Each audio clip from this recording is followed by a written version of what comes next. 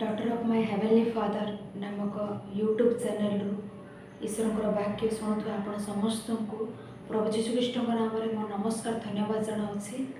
प्रिय मैंने आम मैंने एक पुस्तकर परिचय आम शिखुचे। ए पुस्तकर परिचय भागरे एबेकु आम मैंने पुरातन नियमर 39 गोटी पुस्तक आम्भे मैंने शेष भाग को शेष आड़ू द्वितीय नंबर पुस्तक होइतिबा 38 नंबर पुस्तक होइतिबा जिकरिय पुस्तक परिचय आज आम शिखिबा। एबे पर्यंत आदि पुस्तक ठार आरंभ करी हागाय पुस्तक पर्यंत पुस्तक परिचय आम शिखी शिखी शिखी शिखी आसिलु। एक आदि पुस्तक ठार हागाय पुस्तक पर्यंत माने अनेक भौगोलिक विषय गुड़िक चरित्रात्मक विषय गुड़िक आध्यात्मिक विषय गुड़िक आम शिखी शिखी आसीअछु। आज आम सम्मुखें जिकरिय पुस्तक परिचय अच्छी। जिकरिय पुस्तक परिचय माने शिक्षा करवा आ एपर्यंत ईश्वर अनुग्रह ईश्वर साहाय्य कर आज आम एक पुस्तक पर्यंत आसीअछु। अनेक आपण मैंने ईश्वर वाक्य शुणी एक पुस्तक परिचय शुणी आम एक पुस्तक पृष्ठभूमि शुणी आम मैंने अनेक विषय शिक्षा कलु। आत्मिक रूपे सबलीकृत होउछु बोली कहिबार अत्यंत आनंदजनक आ ईश्वर साहाय्य करथिबारु ईश्वर को धन्यवाद। प्रिय माने एक जिकरिय पुस्तक परिचय आज आम सम्मुखें अच्छी। बाइबल रे 39 पुरातन नियम 39 पुस्तक 38 नंबर पुस्तक जिकरिय पुस्तक परिचय आज आम शिखिबा। हेले आउ थे बारंबार आम शुणी था तथापि आम शुणा एक पुस्तकर परिचय कहीं शिखबार अच्छे। नूतन रूपे शुणुवा विश्वासी भाई भौणी मानी कहीं पुस्तकर परिचय शिखा कहले पुस्तकर परिचय शिखा निहाती आवश्यक कही अनेक थर मैंने कथा हेलु। ए पुस्तकर परिचय कहीं शिखा कहले गोटे जिनिस गोटे वस्तु मैंने किणला बेले से वस्तु क्यों प्रकार अच्छी से वस्तु विषय में उत्तम रूपे जाणी कि ठीक से भाई गोटे जगह गोटे स्थान मैंने किणवा गले से स्थान विषय समस्त विषय जाणी किणवा निमंते आम चेष्टा करूँ। से बाइबल रे पुस्तक गुड़िक से पुस्तक गुड़िकर परिचय मैंने बुझा हेले से पुस्तक थिबा विषय गुड़िक मैंने जाना हेले से पुस्तक को पाठ करने पूर्व से पुस्तकर परिचय मैंने निहाती रूपे जानी अच्छी। सेते बेले मैंने से पुस्तक को उत्तम रूपे बुझीपर तेणु पुस्तकर परिचय निहाती आवश्यक। एबे पर्यंत पुस्तकर परिचय शिखुवा आपण मैंने जापारे पुस्तकर परिचय केते आवश्यक अटे। तेणु पुस्तकर परिचय शिखा निहाती आवश्यक अटे। एणु ए पुस्तकर परिचय माने गोटे पुस्तक आ गोटे पुस्तक गोटे पुस्तक ए प्रकार मैंने शिखी शिखी शिखी आसुअछु ईश्वर को अनुग्रह हेतु। यहीपरि शिखिबा क्रम अनुसार शैतान आमको अनेक परीक्षा अनेक मन को आघात अनेक प्रकार मनुष्य मान द्वारा अनेक प्रकार विपद अनेक प्रकार विषय घटाऊँच न कहवा परी तथापि ईश्वर को महान अनुग्रह हेतु ईश्वर को साहाय्य द्वारा ताहांको दया द्वारा पुनर्बार ए प्रकार एक पुस्तक परिचय कहवा निमंते ईश्वर जो महान सुजोग जो महान विषय प्रदान कर निमंते ईश्वर को धन्यवाद देउछि। आ सेति निमंते सर्वदा ईश्वर को ठारे मु कृतज्ञ अटे बोली आपणक सम्मुखें कहवा निमंते मु लज्जित नुहे। तेणु प्रिय माने एक जिकरिय पुस्तक परिचय आज आम शिखा। एक प्रिय माने एक जिकरिय पुस्तक परिचय पूर्वे थरे माने हागय पुस्तक को स्मरण को आण हागय पुस्तक को माने स्मरण को आनिले हागय पुस्तकर परिचय माने शिखिलु अनेक विषय माने शिखी शिखी आसी अच्छो।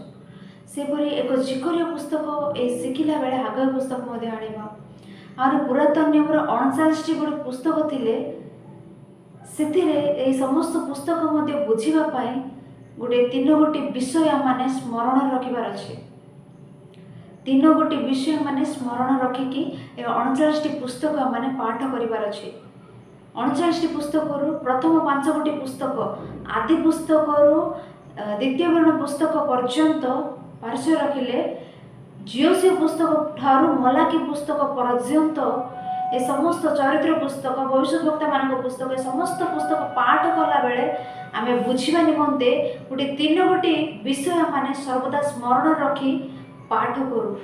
ସେତେବେଳେ ଆମମାନଙ୍କୁ ହାଗାୟ ପୁସ୍ତକ ହେଉ ଜିକରିୟ ପୁସ୍ତକ ହେଉ ଯେକୌଣସି ପୁସ୍ତକ ହେଉ ଆମେ ବୁଝିପାରିବା କ'ଣ ସେ 3 ପୁସ୍ତକ ହାଗାୟ ପୁସ୍ତକ ପରିଚୟ ଶିଖିଲା ବେଳେ ମଧ୍ୟ କୁହାଯାଇଥିଲା। କ'ଣ ସେ 3 ପୁସ୍ତକ କହିଲେ, କ'ଣ ସେ 3 ବିଷୟ କହିଲେ। ପ୍ରଥମଟି ଗୋଟେ ପୁସ୍ତକ ମାନେ ପାଠ କଲାବେଳେ ଏ ପୁସ୍ତକ ନିର୍ବାସନ ପୂର୍ବେ ଲିଖିତ ନା ନିର୍ବାସନ ପରେ ଲିଖିତ। ଗୋଟେ ପୁସ୍ତକ ମାନେ ପାଠ କଲାବେଳେ ସେ ପୁସ୍ତକ ନିର୍ବାସନରେ ଥାଇ ଲିଖିତ କି ନା ନିର୍ବାସନ ପରେ ଲିଖିତ। ପ୍ରଥମଟି ନିର୍ବାସନ ପୂର୍ବେ ଲିଖିତ ନା ନିର୍ବାସନରେ ଲିଖିତ ନା ନିର୍ବାସନ ପରେ ଲିଖିତ। ଏ 3 ବିଷୟ ମାନେ ସ୍ମରଣ ରଖି ପୁସ୍ତକ ପାଠ କଲେ ଆମେ ପୁସ୍ତକ ପରିଚୟ ପୁସ୍ତକ ଆମେ ବୁଝିପାରିବା। ନିର୍ବାସନ ପୂର୍ବେ କହିଲେ ଇଂଲିଶରେ ପ୍ରି ଏକ୍ସାଇଲ୍ କହିଲେ, ପ୍ରି ଏକ୍ସାଇଲ୍। ନିର୍ବାସନରେ ଲେଖିଥିଲେ ଏକ୍ସାଇଲ୍ କହିଲେ, ନିର୍ବାସନ ପରେ କହିଲେ ପୋଷ୍ଟ ଏକ୍ସାଇଲ୍ କହିଲେ। Pre exile, exile, post exile. ଯେପରି ଆମେ କାଳକୁ ସମୟକୁ ବିଭକ୍ତ କରିବା ନିମନ୍ତେ ଖ୍ରୀଷ୍ଟପୂର୍ବ ଖ୍ରୀଷ୍ଟାବ୍ଦ ଆମେ କହିଥାଉ, ସେହିପରି ଏ ପୁସ୍ତକ ଗୁଡ଼ିକ ବୁଝିବା ନିମନ୍ତେ ପ୍ରି ଏକ୍ସାଇଲ୍, ଏକ୍ସାଇଲ୍, ପୋଷ୍ଟ ଏକ୍ସାଇଲ୍। ନିର୍ବାସନର ପୂର୍ବେ ନା ନିର୍ବାସନରେ ଥାଇ ଲେଖିଲେ ନା ନିର୍ବାସନ ପରେ ଲେଖିଲେ। ନିର୍ବାସନ ପରେ ଲେଖିଥିବା ପୁସ୍ତକ ହିଁ ଏକ ହାଗାୟ ପୁସ୍ତକ, ଜିକରିୟ ପୁସ୍ତକ, ମଲାକି ପୁସ୍ତକ। ତେଣୁ ଆମେ ଥରେ ହାଗାୟ ପୁସ୍ତକକୁ ସ୍ମରଣ କରି ଏ ଜିକରିୟ ପୁସ୍ତକକୁ ଆସିବା।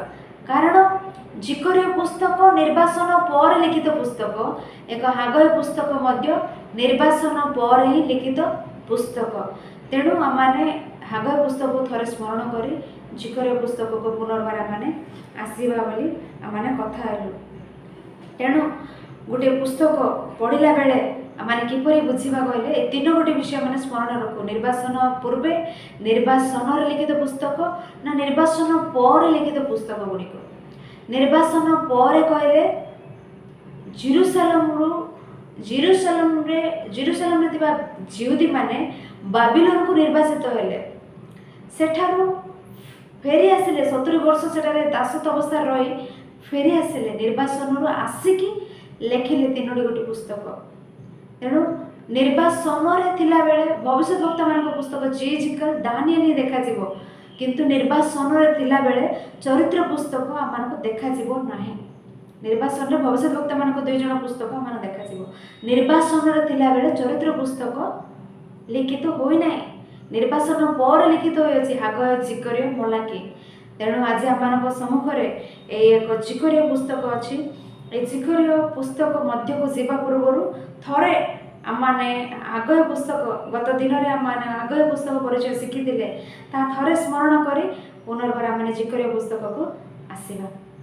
ହାଗାୟ ପୁସ୍ତକରେ କୋରେଶ ଜେରୁସାଲେମରେ 70 ବର୍ଷ ଜେରୁସାଲେମରୁ ବାବିଲୋନକୁ ଯାଇଥିବା ଏମାନେ 70 ବର୍ଷ ସେଠାରେ ନିର୍ବାସନରେ ଥିବା ଏମାନଙ୍କୁ କୋରେଶ, ଈଶ୍ୱର କୋରେଶଙ୍କ ମନରେ ପ୍ରବୃତ୍ତି ଜନ୍ମାଇବାରୁ କୋରେଶ ଏମାନଙ୍କୁ ଆଦେଶ ଦେଲେ, କୋରେଶ ଏମାନଙ୍କୁ ଅନୁମତି ଦେଲେ, ତୁମାନେ ଯାଅ, ତୁମାନେ ଜେରୁସାଲେମକୁ ଯାଇ ସେଠାରେ ମନ୍ଦିର ନିର୍ମାଣ କର।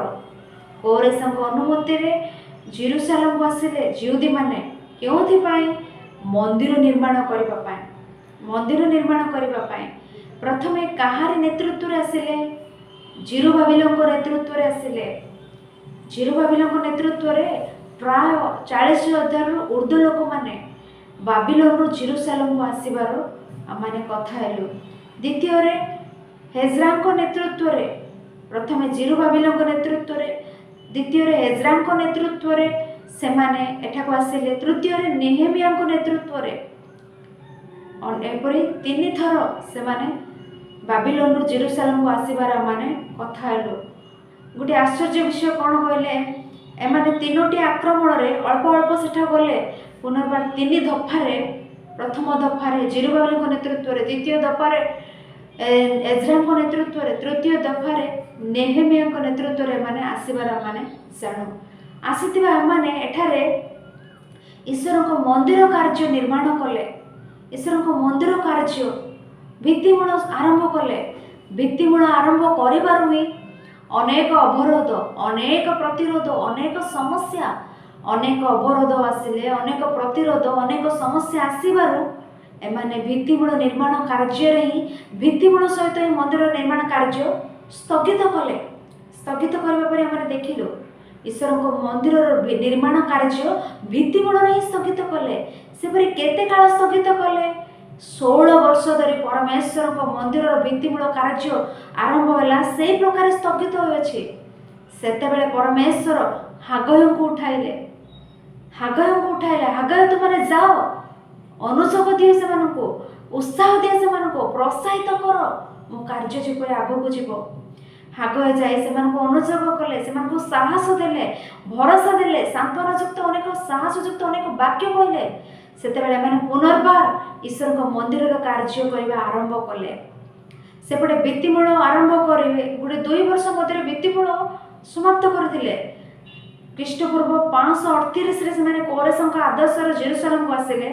ସେମାନେ କାର୍ଯ୍ୟ ଆରମ୍ଭ କଲେ ଖ୍ରୀଷ୍ଟପୂର୍ବ 536ରେ। ତାପରେ ଖ୍ରୀଷ୍ଟପୂର୍ବ 520 ବର୍ଷ ପର୍ଯ୍ୟନ୍ତ 16 ବର୍ଷ ଧରି ଈଶ୍ୱରଙ୍କ ମନ୍ଦିର କାର୍ଯ୍ୟ ସ୍ଥଗିତ ହେଲା। ସ୍ଥଗିତ ହେବା ସମୟରେ ସେମାନେ ଆପଣା ଆପଣା ନିମନ୍ତେ ଗୃହ, ଆପଣା ଆପଣା ନିମନ୍ତେ ଫଳକ ମଣ୍ଡିତ ଗୃହ ନିର୍ମାଣ କରି ସେଥିରେ ରହୁଥିଲେ।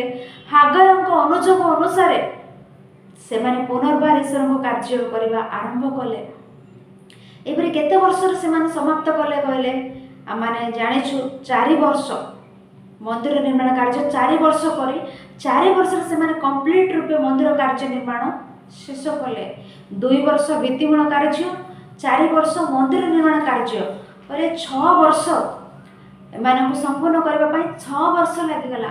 6 ବର୍ଷରେ ଈଶ୍ୱରଙ୍କ ମନ୍ଦିର ନିର୍ମାଣ କାର୍ଯ୍ୟ ସମ୍ପୂର୍ଣ୍ଣ କରିବା ପରେ ଆମେ ଦେଖିଲୁ ଖ୍ରୀଷ୍ଟପୂର୍ବ 516 ବର୍ଷରେ ମନ୍ଦିର ନିର୍ମାଣ କାର୍ଯ୍ୟ ଶେଷ ହେଲା। ତେଣୁ ଏବେ ଜିକରିୟଙ୍କ ବିଷୟରେ ଆମେ କଥା ହେବା। ଏଣୁ ଏ ଜିକରିୟ ପୁସ୍ତକ ପୂର୍ବେ ଆମେ ହାଗୟ ପୁସ୍ତକ ଥରେ ସ୍ମରଣ କଲୁ। ସ୍ମରଣ କରିବା ଦ୍ୱାରା ସହଜରେ ଆମେ ଜାଣିପାରିବା। କାରଣ ଆମେ କଥା ହେଲୁ ଏଇ ଜିକରିୟ ପୁସ୍ତକ ନିର୍ବାସନ ପରେ ଲିଖିତ ପୁସ୍ତକ, ଏ ହାଗୟ ପୁସ୍ତକ ମଧ୍ୟ ନିର୍ବାସନ ପରେ ପୁସ୍ତକ। ତେଣୁ ଏ ଜିକରିୟ ପୁସ୍ତକ ବୁଝିବା ନିମନ୍ତେ ଏବେ ପର୍ଯ୍ୟନ୍ତ ହାଗୟ ପୁସ୍ତକକୁ ଆମେ ଥରେ ଆପଣ ସ୍ମରଣକୁ ଆଣିଲୁ। ଆହୁରି ଆମେ ଦେଖିଲେ ଏକ ହାଗୟ ଏବଂ ଜିକରିୟ ଉଭୟ ସମକାଳୀନ ଭବିଷ୍ୟତ ବକ୍ତା ରୂପେ ଆମମାନଙ୍କୁ ଦେଖାଯାଆନ୍ତି। ହାଗୟ, ଜିକରିୟ ସମକାଳୀନ ଭବିଷ୍ୟତ ବକ୍ତା ଏମାନେ 2 ଜଣ। ହେଲେ ହାଗୟ ଟିକେ ବଡ଼ ଥାଇପାରନ୍ତି, ଜିକରିୟ ଅତି ଛୋଟ ଥାଇପାରନ୍ତି। ଅତି ଛୋଟ, ଅତି ଯୁବା ବୋଲି ତାଙ୍କ ବିଷୟରେ ଲେଖା ହୋଇଅଛି। ହାଗୟ ବୟସରେ ବଡ଼, ଜିକରିୟ ଯୁବା, କିନ୍ତୁ ଉଭୟ ସମକାଳୀନ ଭବିଷ୍ୟତ ବକ୍ତା ରୂପେ ଆମମାନଙ୍କୁ ଦେଖାଯାଆନ୍ତି। ଆମେ ପଢ଼ିଥାଉ ମଧ୍ୟ ଦାରିଆବସ୍ ରାଜାଙ୍କ 2ୟ ବର୍ଷ 6ଠ ମାସରେ ହାଗୟଙ୍କ ନିକଟରେ ଈଶ୍ୱରଙ୍କର ବାକ୍ୟ ଉପସ୍ଥିତ ହେଲା। ଦାରିଆବସ୍ ରାଜାଙ୍କ 2ୟ ବର୍ଷର 8ମ ମାସରେ ଜିକରିୟଙ୍କ ନିକଟରେ ଈଶ୍ୱରଙ୍କର ବାକ୍ୟ ଉପସ୍ଥିତ ହେଲା। କହିଲେ ହାଗୟ ଭବିବାଣୀ କହିବା 2 ମାସ ପରେ ଈଶ୍ୱରଙ୍କ ବାକ୍ୟ ଜିକରିୟଙ୍କ ନିକଟରେ ଉପସ୍ଥିତ ହେଲା। ମାନେ ଆଫ୍ଟର 2 months, 2 ମାସ ପରେ, ହାଗୟଙ୍କ 2 ମାସ ପରେ ଭାବବାଣୀ କହିଥିବା ବ୍ୟକ୍ତି ରୂପେ ଆମମାନଙ୍କୁ ଜିକରିୟ ଦେଖାଯାଆନ୍ତି। ଏମାନେ ସମକାଳୀନ ଭବିଷ୍ୟତ ବକ୍ତା କହିବା ନିମନ୍ତେ ଏ ସମସ୍ତ ବିଷୟ ଆମେ କଥା ହେଉଛେ। ଆହୁରି କ'ଣ କହିଲେ? ଏମାନେ ସମକାଳୀନ ଭବିଷ୍ୟତ ବକ୍ତା, ଏମାନେ ଉଭୟ ମିଶି ସେଠାରେ ଜେରୁସାଲେମର ମନ୍ଦିର ନିର୍ମାଣ କାର୍ଯ୍ୟ ସ୍ଥଗିତ ହୋଇଗଲେ 16 ବର୍ଷ ଧରି। ଈଶ୍ୱର ହାଗୟଙ୍କୁ ଉଠାଇବେ, ସେଇ କାଳରେ ହିଁ ଜିକରିୟଙ୍କୁ ଉଠାଇବେ। 2 ଜଣ ଯାଇ ଅନୁଯୋଗ କର, ସାହସ ଦିଅ ଲୋକମାନଙ୍କୁ, ସେମାନେ ଈଶ୍ୱରଙ୍କ କାର୍ଯ୍ୟକୁ ସେମାନେ ସମ୍ପୂର୍ଣ୍ଣ କରିବାର ଅଛି। 2 ଜଣ ଭବିଷ୍ୟତ ବକ୍ତା ମିଶି ଈଶ୍ୱରଙ୍କ କାର୍ଯ୍ୟ କରିବା ପରେ ଆମମାନଙ୍କୁ ବାଇବେଲରେ ଦେଖାଯାଏ। 2 ଜଣ ଭବିଷ୍ୟତ ବକ୍ତା, ସେ ଈଶ୍ୱରଙ୍କ ମନ୍ଦିର ନିର୍ମାଣ କାର୍ଯ୍ୟରେ ହାଗୟଙ୍କର ଭୂମିକା ଅଛି, ଜିକରିୟଙ୍କର ମଧ୍ୟ ଭୂମିକା ଅଛି। ଉଭୟ ମିଶି କରିବା ପରେ ଆମେ ଦେଖିଥାଉ। ତେଣୁ ଏକ ହାଗୟ ପୁସ୍ତକ ପରିଚୟ ଶିଖିଲା ବେଳେ ହେଉ, ଏକ ଜିକରିୟ ପୁସ୍ତକ ପରିଚୟ ଶିଖିଲା ବେଳେ ହେଉ, ଆମେ ଥରେ ହେଜ୍ରା ପୁସ୍ତକକୁ ଯାଇ ସେଠାରେ ବିଷୟ ପଢ଼ି ପୁନର୍ବାର ଏ ପୁସ୍ତକକୁ ଆମେ ଆସିବାକୁ ହେବ। ହେଜ୍ରା ପୁସ୍ତକ ସହିତ हागय पुस्तक को लिंक अप कर पाठ कलु से पुस्तक आम बुझिला हेजरा पुस्तक सहित जिकरिया पुस्तक को आम लिंक अप कर पढ़ले ही आम ए जिकरिया पुस्तक बुझिब। तेणु हेजरा पुस्तक को जीवा थरे हेजरा पुस्तक 5 अध्याय प्रथम पद द्वितीय पद हेजरा पुस्तक 5 अध्याय प्रथम पद द्वितीय पद एथि उतारे हागय भविष्यद्वक्ता और इदोर पुत्र जिकरिय हागय भविष्यद्वक्ता और इदोर पुत्र जिकरिय ए भविष्यद्वक्ता माने जिहुदा और जेरुसलेम स्थित जिहुदी मानक निकट रे भविष्य वाक्य प्रचार कले से माने इस्राएल रो परमेश्वर को नाम रे से मानक निकट रे भविष्य वाक्य प्रचार कले तयरे सल्टिएल रो पुत्र सरुबाबिल और जोसादक रो पुत्र जेसुए उठी जेरुसलेम रे परमेश्वर को गृह निर्माण करने को लगिले आ परमेश्वर को भविष्यद्वक्ता माने सेमानक संगे थाई सेमानकर सहाय्य कले। एठारे प्रिय माने परमेश्वर को भविष्यद्वक्ता माने परमेश्वर को भविष्यद्वक्ता माने जणे नुहे दुई जन भविष्यद्वक्ता परमेश्वर को भविष्यद्वक्ता माने उभय मिसी ईश्वर को सेवा कार्य करबा परे आमानकु देखा जाउछि। तेणु एजरा पुस्तक 5 अध्याय आम देखा जाउछि हागय क्यों उद्देश्य रे क्यों समस्त विषय हागय द्वारा ईश्वर कहते कहले मंदिर निर्माण विषय मंदिर पुनर्निर्माण विषय रे हागय द्वारा ईश्वर कहते ठीक से प्रकार जिकरिया को मंदिर पुनर्निर्माण विषय कहे ईश्वर तो संगे संगे ए जिकरिया पुस्तक रे अनेक विषय प्रस्तावित करुवे अनेक विषय से जनाउथिबे से अनेक विषय रे कृष्ण को आगमन विषय मध्य भाववाणी मध्य जिकरिया कहबा परे माने देखि था कृष्ण को आगमन विषय मध्य कहउथिबे जिकरिया।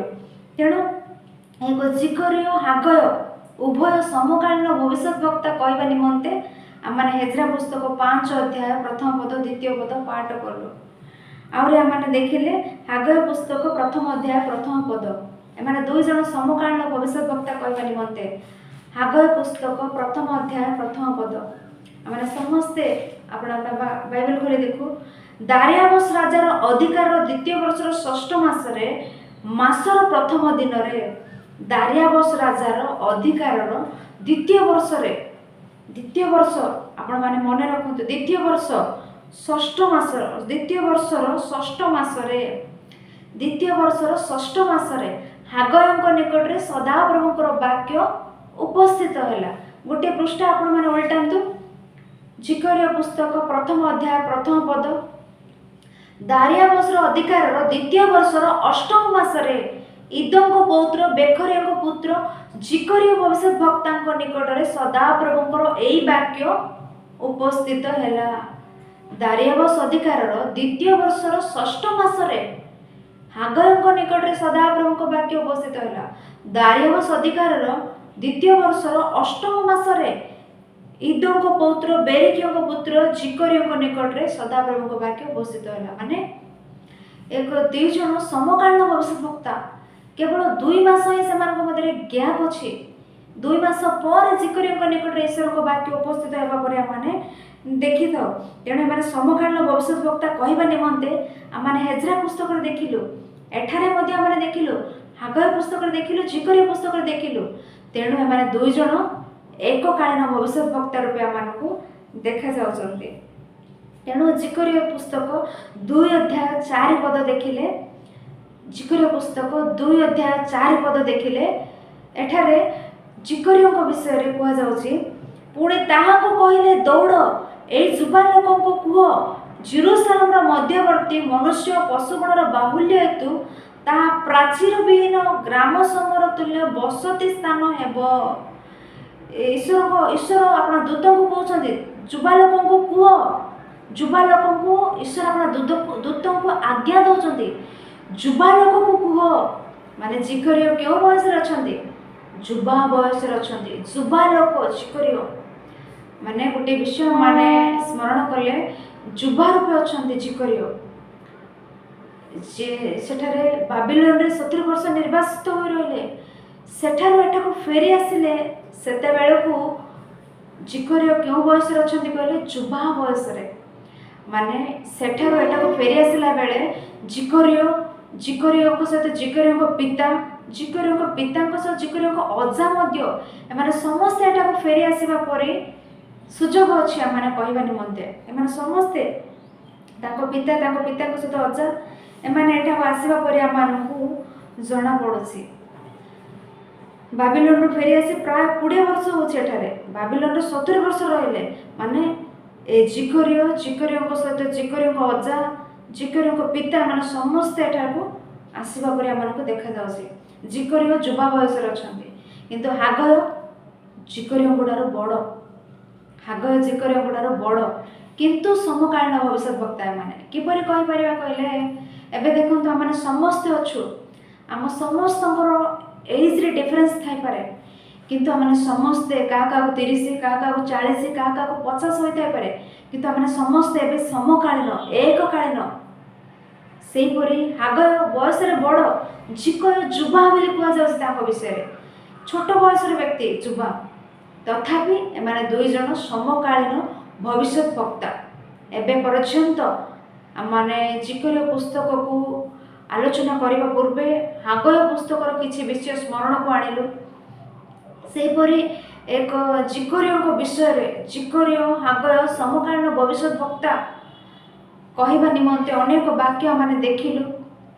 ସେହିପରି ଏକ ଜିକରିୟ ପୁସ୍ତକରେ 14 ଗୋଟି ଅଧ୍ୟାୟ ଅଛି। ଜିକରିୟ ପୁସ୍ତକରେ 14 ଗୋଟି ଅଧ୍ୟାୟ ଅଛି। ଏଥିରେ ଆମମାନେ ପରିଚୟ ମାନେ ଶିଖିବା। 14 ଗୋଟି ଅଧ୍ୟାୟ ଅଛି। ପ୍ରଥମେ ଲେଖକ କିଏ ଆମମାନେ ଜାଣିବା, ତାପରେ ସେ ନାମର ଅର୍ଥ କ'ଣ, ଏକ ଜିକରିୟ ନାମର ଅର୍ଥ କ'ଣ ଆମମାନେ ଜାଣିବା। ଏବେ ପର୍ଯ୍ୟନ୍ତ ଆମେ ଆଲୋଚନା କଲୁ। ଏକ 14 ଗୋଟି ଅଧ୍ୟାୟ ଅଛି। ଏଥିରେ ଲେଖକ କିଏ କହିଲେ ଏଥିରେ ଆଉ କୌଣସି ସନ୍ଦେହ କରିବାର ଆବଶ୍ୟକତା ନାହିଁ। ପ୍ରଥମ ଅଧ୍ୟାୟ ପ୍ରଥମ ପଦରେ ଜିକରିୟଙ୍କ ନିକଟରେ ସଦାପ୍ରଭୁଙ୍କର ଏହି ବାକ୍ୟ ଉପସ୍ଥିତ ହେଲା। ଯେହେତୁ ସଦାପ୍ରଭୁଙ୍କ ବାକ୍ୟ ଜିକରିୟଙ୍କ ନିକଟରେ ଉପସ୍ଥିତ, ଏଣୁ ଲେଖକ ଆଉ କେହି ନୁହନ୍ତି, ଜିକରିୟ ହିଁ। ଆହୁରି ଏକ ଜିକରିୟ ନାମକ ନାମର ଅର୍ଥ କ'ଣ କହିଲେ, ଜିକରିୟ ଏକ ଏବ୍ରି ନାମ। ଏକ ଓଡ଼ିଆରେ ଜିକରିୟ ନାମର ଅର୍ଥ ହେଉଛି ସଦାପ୍ରଭୁ ସ୍ମରଣ କରିବେ। ଲେଖକ ଜିକରିୟଙ୍କ ନାମର ଅର୍ଥ ହେଉଛି ସଦାପ୍ରଭୁ ସ୍ମରଣ କରିବେ। ଲିଖିତ ସମୟ କେବେ ଆମମାନେ ଜାଣିବାର ଅଛି। এই ପୁସ୍ତକ କେଉଁ ସମୟରେ ଲିଖିତ ହୋଇଅଛି? ଏ ପୁସ୍ତକ ନିର୍ବାସନ ପରେ କହି ଆମମାନେ କଥା ହେଲେ ସମୟ କେତେବେଳେ? ମାନେ ହାଗୟଙ୍କ ନିକଟରେ ଖ୍ରୀଷ୍ଟପୂର୍ବ 520 ବର୍ଷରେ ହିଁ ଭାବବାଣୀ ଈଶ୍ୱରଙ୍କ ବାକ୍ୟ ଉପସ୍ଥିତ ହେଲା। ସେ ବର୍ଷ ହିଁ ଜିକରିୟଙ୍କ ନିକଟରେ ମଧ୍ୟ ଈଶ୍ୱରଙ୍କ ଭାବବାଣୀ, ଈଶ୍ୱରଙ୍କ ବାକ୍ୟ ଉପସ୍ଥିତ ହେଲା। ମାନେ ଖ୍ରୀଷ୍ଟପୂର୍ବ 520ରେ ହିଁ। ଆଉ କେତେ ପର୍ଯ୍ୟନ୍ତ ସେଇ ବାକ୍ୟ ଲେଖିଲେ କହିଲେ, ଅନେକଙ୍କ ଅଭିମତ। ଜିକରିୟ ପୁସ୍ତକରେ 14 ଗୋଟି ଅଧ୍ୟାୟ ଅଛି। ଏ 14 ଗୋଟି ଅଧ୍ୟାୟ ସେ ଏକାଥରେ ଲେଖି ନାହାନ୍ତି କହି ଅନେକ କୁହନ୍ତି। ଆଉ କେଉଁ ପ୍ରକାର ଲେଖିଛନ୍ତି କହିଲେ, ପ୍ରଥମ ଅଧ୍ୟାୟରୁ 8 ଅଧ୍ୟାୟ ପର୍ଯ୍ୟନ୍ତ ସେ ଯୁବା ବୟସରେ ଥିବା ବେଳେ ଲେଖିଛନ୍ତି। 9 ଅଧ୍ୟାୟରୁ 14 ଅଧ୍ୟାୟ ପର୍ଯ୍ୟନ୍ତ ସେ ବୃଦ୍ଧ ଅବସ୍ଥାରେ ଥାଇ ଲେଖିଛନ୍ତି ବୋଲି ଅନେକଙ୍କର ଅଭିମତ, ଅନେକ କୁହନ୍ତି। ତେଣୁ ଏ ପ୍ରକାରେ ଏଇ ବିଷୟକୁ ଧରି ଆମମାନେ ସମୟ ନିରୂପଣ କଲେ, ନିର୍ଦ୍ଧାରଣ କଲେ। ଖ୍ରୀଷ୍ଟପୂର୍ବ 520ରୁ ଖ୍ରୀଷ୍ଟପୂର୍ବ 470, ଖ୍ରୀଷ୍ଟପୂର୍ବ 520ରୁ ଖ୍ରୀଷ୍ଟପୂର୍ବ 470 ଏହି ବର୍ଷରେ, ଏହି ଟାଇମ୍ ଲାଇନ୍। ଯେହେତୁ ସେ ଯୁବା ବୟସରେ କିଛି ଅଧ୍ୟାୟ ଲେଖିଅଛନ୍ତି, ବୃଦ୍ଧା ବୟସରେ କିଛି ଅଧ୍ୟାୟ ଲେଖିଅଛନ୍ତି, ତେଣୁ ଖ୍ରୀଷ୍ଟପୂର୍ବ 520ରୁ ଖ୍ରୀଷ୍ଟପୂର୍ବ 470 ପର୍ଯ୍ୟନ୍ତ ଲିଖିତ ହୋଇଥିବା ପୁସ୍ତକ ହେଉଛି ଜିକରିୟ ପୁସ୍ତକ। ଏପର୍ଯ୍ୟନ୍ତ ଏଥିରେ 14 ଗୋଟି ଅଧ୍ୟାୟ ଅଛି ବୋଲି ଆମେ ଜାଣିଲୁ। ଏଥିର ଲେଖକ ଜିକରିୟ କହି ଜାଣିଲୁ। ଲେଖକଙ୍କ ନାମର ଅର୍ଥ, ଜିକରିୟ ନାମର ଅର୍ଥ ସଦାପ୍ରଭୁ ସ୍ମରଣ କରିବେ। ସମୟ ମାନେ ଜାଣିଲେ ଖ୍ରୀଷ୍ଟପୂର୍ବ 520ରୁ ଖ୍ରୀଷ୍ଟପୂର୍ବ 470 ବର୍ଷ। ଖ୍ରୀଷ୍ଟପୂର୍ବ 520ରୁ ଖ୍ରୀଷ୍ଟପୂର୍ବ 470 କହି ଆମେ ଜାଣିଲୁ। ଏବେ ଆମେ ଜାଣିବା ଏଥିରେ ମୁଖ୍ୟ ବିଷୟ କ'ଣ।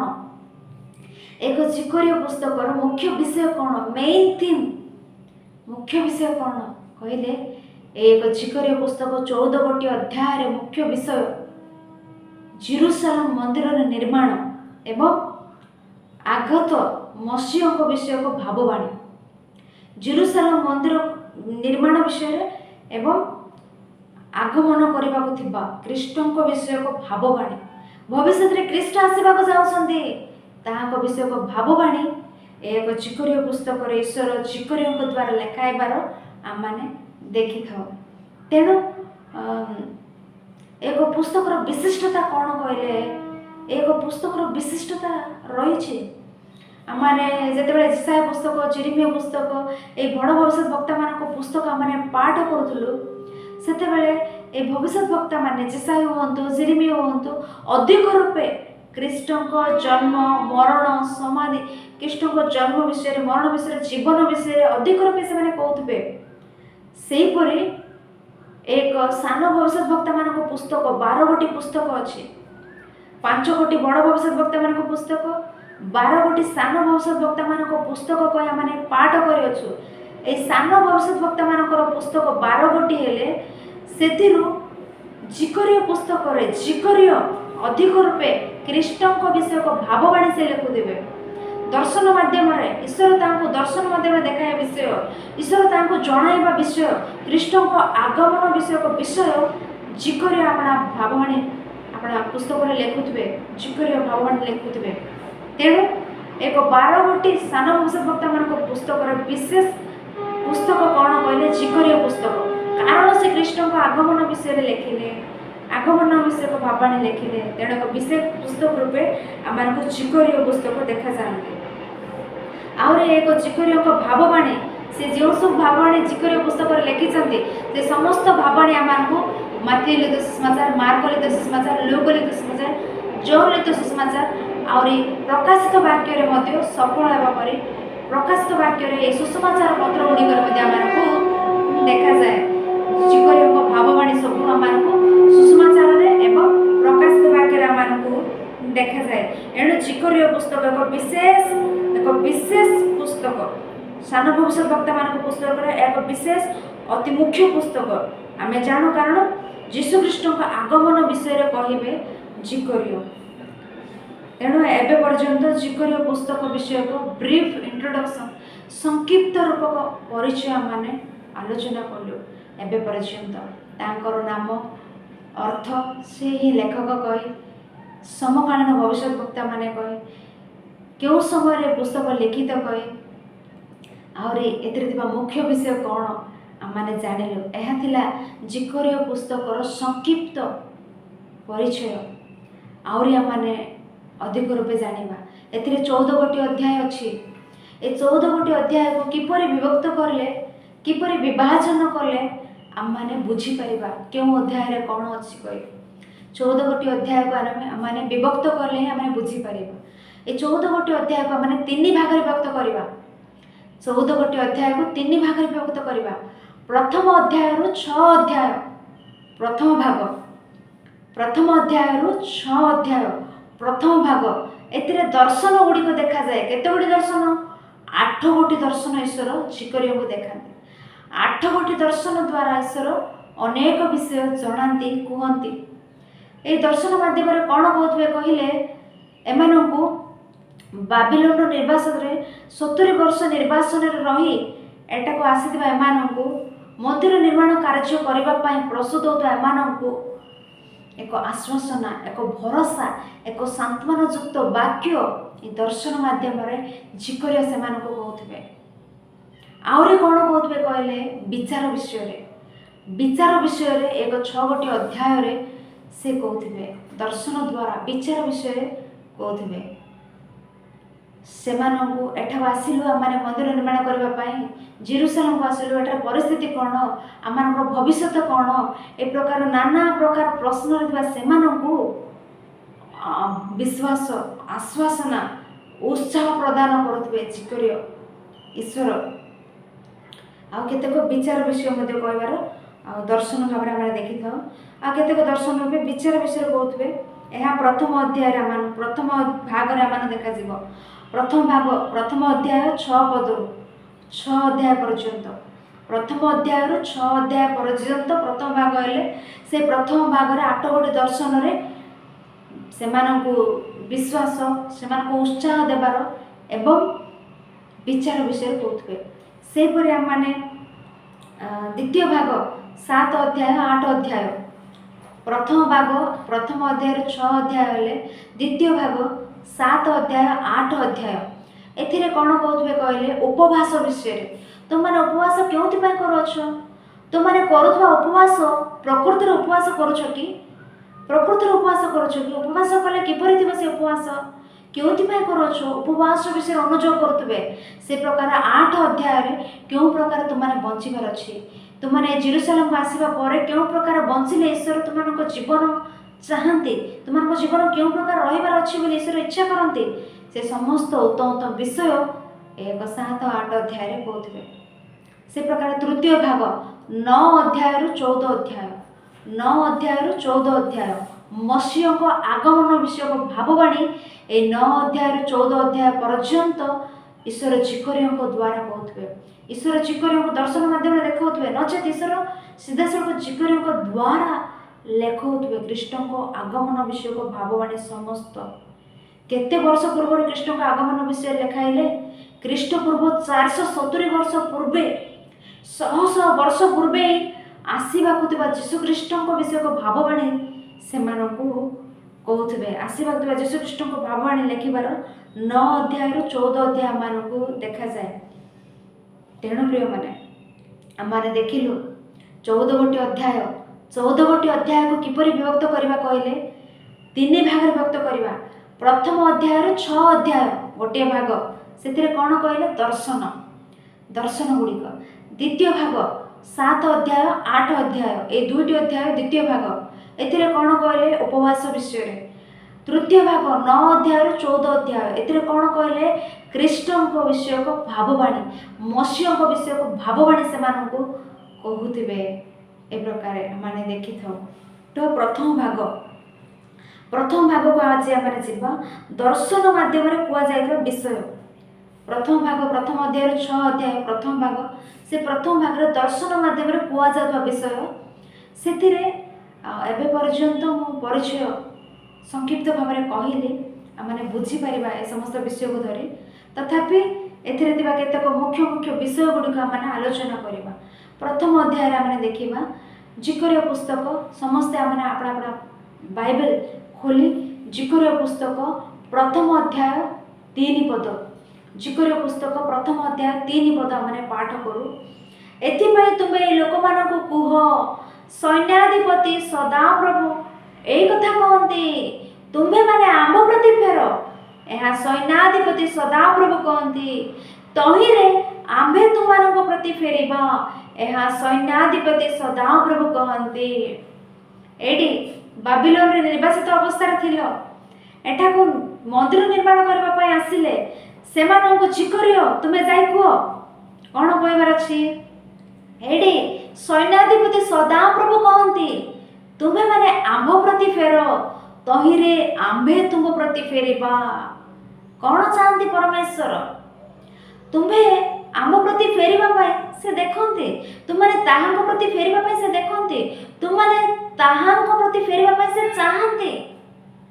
ईश्वर कंडीशन रखिले कौन से कंडीशन तुम्हें माने मो प्रति फेर तहिरे मु तुम प्रति फेरबी कंडीशन शर्त रखिले तुम्हें माने प्रथमे मो प्रति फेरबार अच्छे तापर मु तुम प्रति फेरबी आ से काल से माने हुंतु आज आम माने हो आपण माने हुंतु प्रथमे आम्भे माने ईश्वर को निकट को आसबार अच्छी आमे माने ईश्वर को निकट को फेरवा उचित कारण ईश्वर को आवश्यकता आमर को अच्छी ना आमर आवश्यकता ईश्वर को अच्छी ईश्वर को आवश्यकता आम मान को रही तेणु से कहते सैन्याधिपति सदाप्रभु कहते प्रथमे तुम्हें माने आम प्रति फेर तहिरे आम्भे तुम प्रति फेरबा फेरुंट कि प्रति आसुंट कि निकट को पाप करलु पापर अच्छु पापर मग्न होछु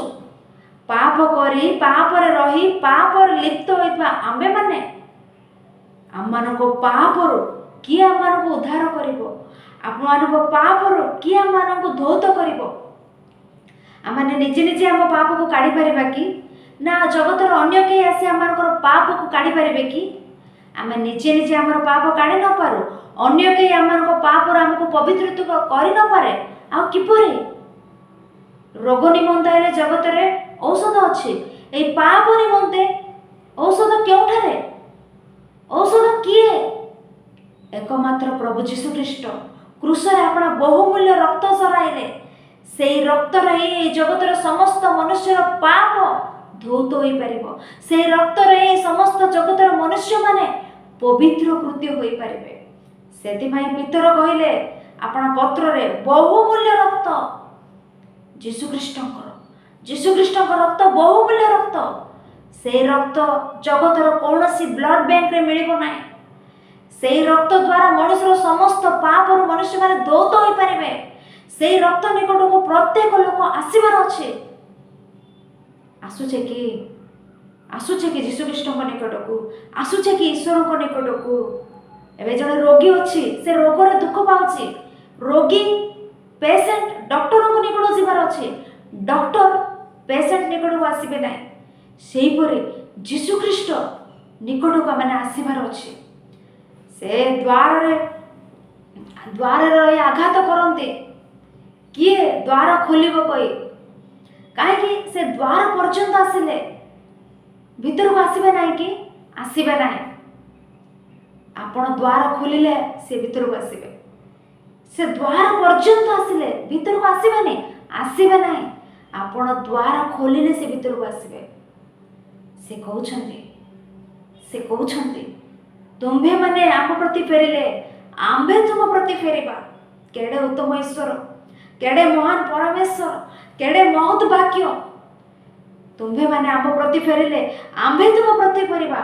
केवल चिकरी ही नुहे, आज आम्भे माने, आज आपण माने जे के हो अतीत रे आमाने अनेक भूल कलु, अतीत रे अनेक त्रुटि आमानक द्वारा घटी अछि। अनुताप करू, मन परिवर्तन करू, फेरी आसु ईश्वर को निकट को। से ग्रहण करने प्रस्तुत अटंती। से आपण निकट को आपण को आसवा को देवे। ए प्रकार परमेश्वर आज आम भरोसा करता परमेश्वर से कहते तुम्हें आम निकट को फेरी आस, तहिरे आम्भे तुम निकट को फेरी आसवा। आसब कि निकट को से तुम निकट को आसवे कहते। आहरी आम देखिपारे मीखा पुस्तक 7 अध्याय 19 पद से कौन कहते देखु। मीखा पुस्तक 7 अध्याय 19 पद, से पुनर्बार फेरी आमानक प्रति कृपा करिवे। से पुनर्बार फेरी आमानक प्रति कृपा करिवे। एबे हमर पुओ अछि, बारंबार आमाने ताकू धोउतबा। से पुनर्बार कादुआरे जाई पड़ी जाउतबो, कादुआरे पड़िला ताकू आनिलु, सफा करलु, वस्त्र पिंधाइलु। से पुनर्बार जाई कादुआरे पड़िला, ताकू आमाने आउथरे सफा करलु, आउथरे गाधोइलु, स्नान कराइलु, सुंदर रूपे वस्त्र परिधान कराइलु। एहा गोटे सान पुओ विषय रे ताहाको ईश्वर पाप कंटिन्यू कर बोली से कहउनांती, पाप अनवरत कर बोली से कहउनांती।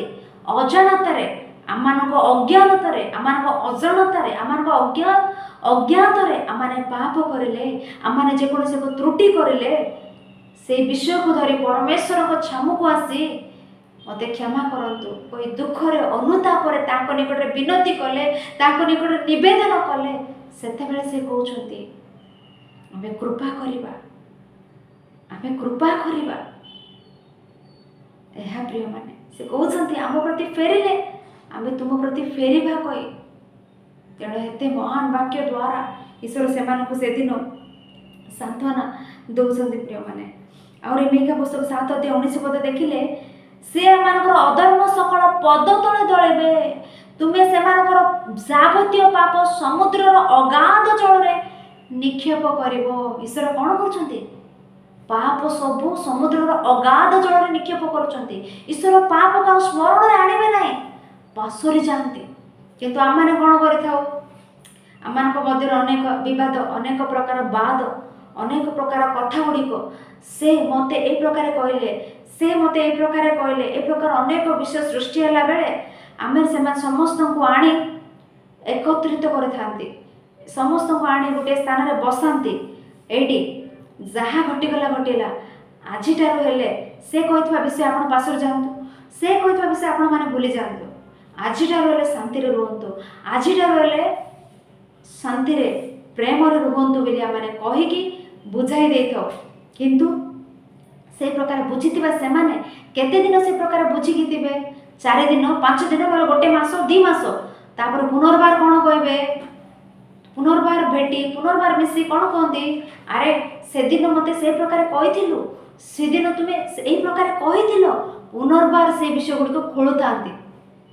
से दिन बसिलो उठिलो, से दिन बसिलो एक स्थान रे, प्राचीन माने कहिले आपण मानकु शांति समाधान कले, पुनर्बार पुराना विषय खोलुचंती कि पुनर्बार से दिन से प्रकार कहलु, ए दिन ए प्रकार कहलु, उठेबार कोन। तेणु बाइबल गोटे उत्तम विषय अच्छी प्रिय मैंने, तेणु ये बाइबल पढ़ुवा मैंने केते सब उत्तम विषय ईश्वर लिखाई, बाइबल को अनुसरण कर अनेक उत्तम विषय मैंने जानी था। से बाइबल को अनुसरण करंतु, बाइबल को पाठ करंतु, बाइबल को फॉलो करंतु बोली समस्ते कहते सीना आमको फॉलो करंतु, मते फॉलो करंतु, नहले अन्य का फॉलो करंतु बोली कई हेले भी कहते ना, अन्य कई हेले भी आमको फॉलो करो, नहले तांको फॉलो करो, कई हेले भी कहबे ना। कहा को फॉलो करो कहले माने बाइबल को फॉलो करिवार अछि, ख्रीष्ट को फॉलो करिवार अछि, ईश्वर को फॉलो करिवार अछि। आमाने वास्तव रे आमाने सत्य परमेश्वर को अनुसरण करुथिले, आमाने प्रकृत रे ख्रीष्ट को अनुसरण करथिले, बाइबल को अनुसरण करथिले। ए बाइबल कोन कहछ जानिछो, हितोपदेश 17 अध्याय, समस्ते बाइबल को देखंतु, हितोपदेश 17 अध्याय माने समस्ते देखो, हितोपदेश 17 अध्याय, हितोपदेश 17 अध्याय 9 पद, हितोपदेश 17 अध्याय 9 पद। जे अधर्म डाके से प्रेम खोजे, मात्र जे पुनः पुनः गोटे कथा उत्थापन करे से विशेष मित्र गण को विभिन्न करे।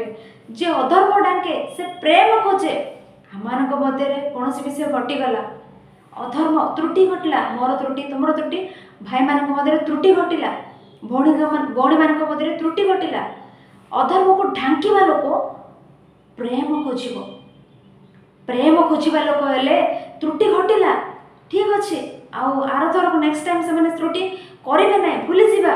ए प्रकार मन थिबा लोक प्रेम खोजिबा लोक, किंतु नाई नाई से त्रुटि करछि, से त्रुटि को उठाइबे, बारंबार उठाइबा लोक विशेष मित्रगण को विभिन्न करे, विशेष मित्रगण को विभिन्न करे। पुनः पुनः से विषय को खोलिले आहरी गंध बाहरुथबो, पुनः पुनः पुनः पुनः खोलिले गंध बाहरुथबो, दुर्गंध रही पारिबा ना। इस्राएल विषय थोड़ा चिंता करंतु, इस्राएल माने ईश्वर प्रति कौन कले, ईश्वर को आज्ञा मानिले कि ईश्वर को आज्ञार असमत हेले, ईश्वर को विरोध रे उठिले, ईश्वर को विश्वासघातकता कले, तथापि ईश्वर से विषय कौन कहते, से जावतीय पाप को समुद्र अगाध जल में निक्षेप कली, मुझे समस्त पाप पासरी गली। इस्राएल माने ईश्वर को प्रति बहुत विश्वासघातकता कले, अनेक विरुद्ध रे उठिले, अनेक ईश्वर को अनिच्छुक कार्य कले, तथापि ईश्वर से विषय कहते आमे कृपा करिबा, आमे सेमानकर पाप सब अगाध जल में निक्षेप करिबा। महान परमेश्वर ही सेमानकर जावतीय पाप समस्त पाप के जल में पकाई देले, पासुरी जाउतिले। आज आम माने छोट छोट विषय, आम भाई आम प्रति छोट विषय कला, आम भौणी आम प्रति क्षुद्र विषय करे अछि, से विषय को धरी आम झुलु थाउ, से विषय को पुनर्बार खोलु थाउ। कौन है ए प्रकार रहिबा को वाक्य मना करूसी, कौन कहछि जे अधर्म ढांके से प्रेम खोजे, अधर्म ढांकी भाव अच्छ कि ईश्वर ही से पाप सब पासरे जाउछन्ते, ईश्वर ही से कृपा करुछन्ते। आमे आम भाई मान प्रति भौणी मान प्रति क्यों प्रकार व्यवहार करुछु, वाक्यर फॉलो करुछु जे आमे माने ईश्वर को अनुसरणकारी जे आमे माने क्यों प्रकार बंचुछु, थोड़े चिंता करंतु। तेणु ईश्वर को वाक्य यह शिखाए। ए प्रकार कहला बेले हुए तो आपण मानक मन रे टिके कष्ट लागे, कौन ए प्रकार कहउछन्ती आमे आम भाई को माने ए प्रकार से करथिबा विषय मते सबले स्मरण आछि, ताको देखिले देखिबा पई इच्छा लागुनी, କେଉଁ ପ୍ରକାର ମୁଁ ତାକୁ ସେ କରୁଥିବା ବିଷୟ ସେ କହିଥିବା କଥା ପାଶୁରି ଯାଇପାରିବି। ଏ ପ୍ରକାର ମନେ କରିପାରୁ ଗୋଟେ ଇଞ୍ଜେକ୍ସନ୍ ଆମେ ଗ୍ରହଣ କଲାବେଳେ ଆମମାନଙ୍କୁ କଷ୍ଟ ଲାଗେ, କିନ୍ତୁ ସେ ଇଞ୍ଜେକ୍ସନ୍ ନେବା ଦ୍ୱାରା ଶରୀରରେ କ'ଣ ହୁଏ? ଶରୀରରେ ସେ ରୋଗ ଜନ୍ମ ହେଉଥିବା ଜୀବାଣୁ ଗୁଡ଼ିକ ମରିଯିବ। ଇଞ୍ଜେକ୍ସନ୍ ନେଲା ବେଳେ କଷ୍ଟ ଲାଗେ, କିନ୍ତୁ ତା ଭିତରକୁ ଗଲା ପରେ ରୋଗକୁ କାରଣ ହୋଇଥିବା ଜୀବାଣୁ ଗୁଡ଼ିକୁ ମାରିଦିଏ। ସେହିପରି ଗୋଟିଏ ଟାବଲେଟ୍ ଆମେ ଗ୍ରହଣ କରିଥାଉ। ଟାବଲେଟ୍ ପିତା ଲାଗେ ପାଟିକୁ, ତଥାପି ଭିତରୁ ଆମେ ପକାଇଦେଲେ ଭିତରକୁ ଗଲା ପରେ ସେ ରୋଗକୁ କାରଣ ହୋଇଥିବା ଜୀବାଣୁ ଗୁଡ଼ିକୁ ତାହା ମାରିଦିଏ। ସେହି ପ୍ରକାରେ ଈଶ୍ୱରଙ୍କର ବାକ୍ୟ ଆମେ ଶୁଣୁଥିଲେ, ଆମମାନଙ୍କ ହୃଦୟକୁ ପ୍ରବେଶ କରୁଥିଲେ, କଷ୍ଟ ଲାଗେ, ତଥାପି ଈଶ୍ୱରଙ୍କ ବାକ୍ୟରେ ଗୋଟେ ଶକ୍ତି ଅଛି। କ'ଣ କହିଲେ? ଈଶ୍ୱରଙ୍କ ବାକ୍ୟ ଏ ପ୍ରକାରେ ଆମେ ଶୁଣୁଥିଲେ, ଆମମାନେ ଈଶ୍ୱରଙ୍କ ନିମନ୍ତେ ବଞ୍ଚିବା ପାଇଁ ଯେଉଁ ସକଳ ବିଷୟ ଗୁଡ଼ିକ ଆମମାନଙ୍କୁ ସମ୍ମୁଖୀନ ହେଉଅଛି, ଯେଉଁ ସକଳ ମନ୍ଦ ଚିନ୍ତାଧାରା ଆମମାନଙ୍କ ମଧ୍ୟରେ ଜାତ ହେଉଛି, ସେ ସବୁକୁ ଏ ବାକ୍ୟ ବାହାର କରି ବାହାରେ ଫୋପାଡ଼ି ଦେବ। ତେଣୁ ବାକ୍ୟକୁ ଗ୍ରହଣ କରନ୍ତୁ, ଆପଣ ହୃଦୟକୁ କଠିନ କରନ୍ତୁ ନାହିଁ। ଏ ବାକ୍ୟକୁ ଗ୍ରହଣ କରନ୍ତୁ, ଏ ବାକ୍ୟ ଗ୍ରହଣ କରନ୍ତୁ। ଶୁଣିଲା ବେଳେ କଷ୍ଟ ଲାଗେ ବୋଧେ, କିନ୍ତୁ ଭିତରକୁ ଯାଇ ଏହା ଆମଠାରେ ଥିବା ମନ୍ଦ ଚିନ୍ତା ସକଳ ବାହାରକୁ କାଢ଼ି ଫୋପାଡ଼ି ଦିଏ। ତେଣୁ ବାକ୍ୟକୁ ଶ୍ରବଣ କରନ୍ତୁ, ଶୁଣି ପରିତ୍ୟାଗ କରନ୍ତୁ ନାହିଁ। ଶୁଣନ୍ତୁ, ଶୁଣି ପରିତ୍ୟାଗ କରନ୍ତୁ ନାହିଁ। ତେଣୁ ଆମେ ଦେଖିଲେ ସେ ଏଇ ବାକ୍ୟ ଆମମାନଙ୍କୁ ମଲାଖୀ ପୁସ୍ତକ 3 ଅଧ୍ୟାୟ 7 ପଦରେ କହୁଥିବେ।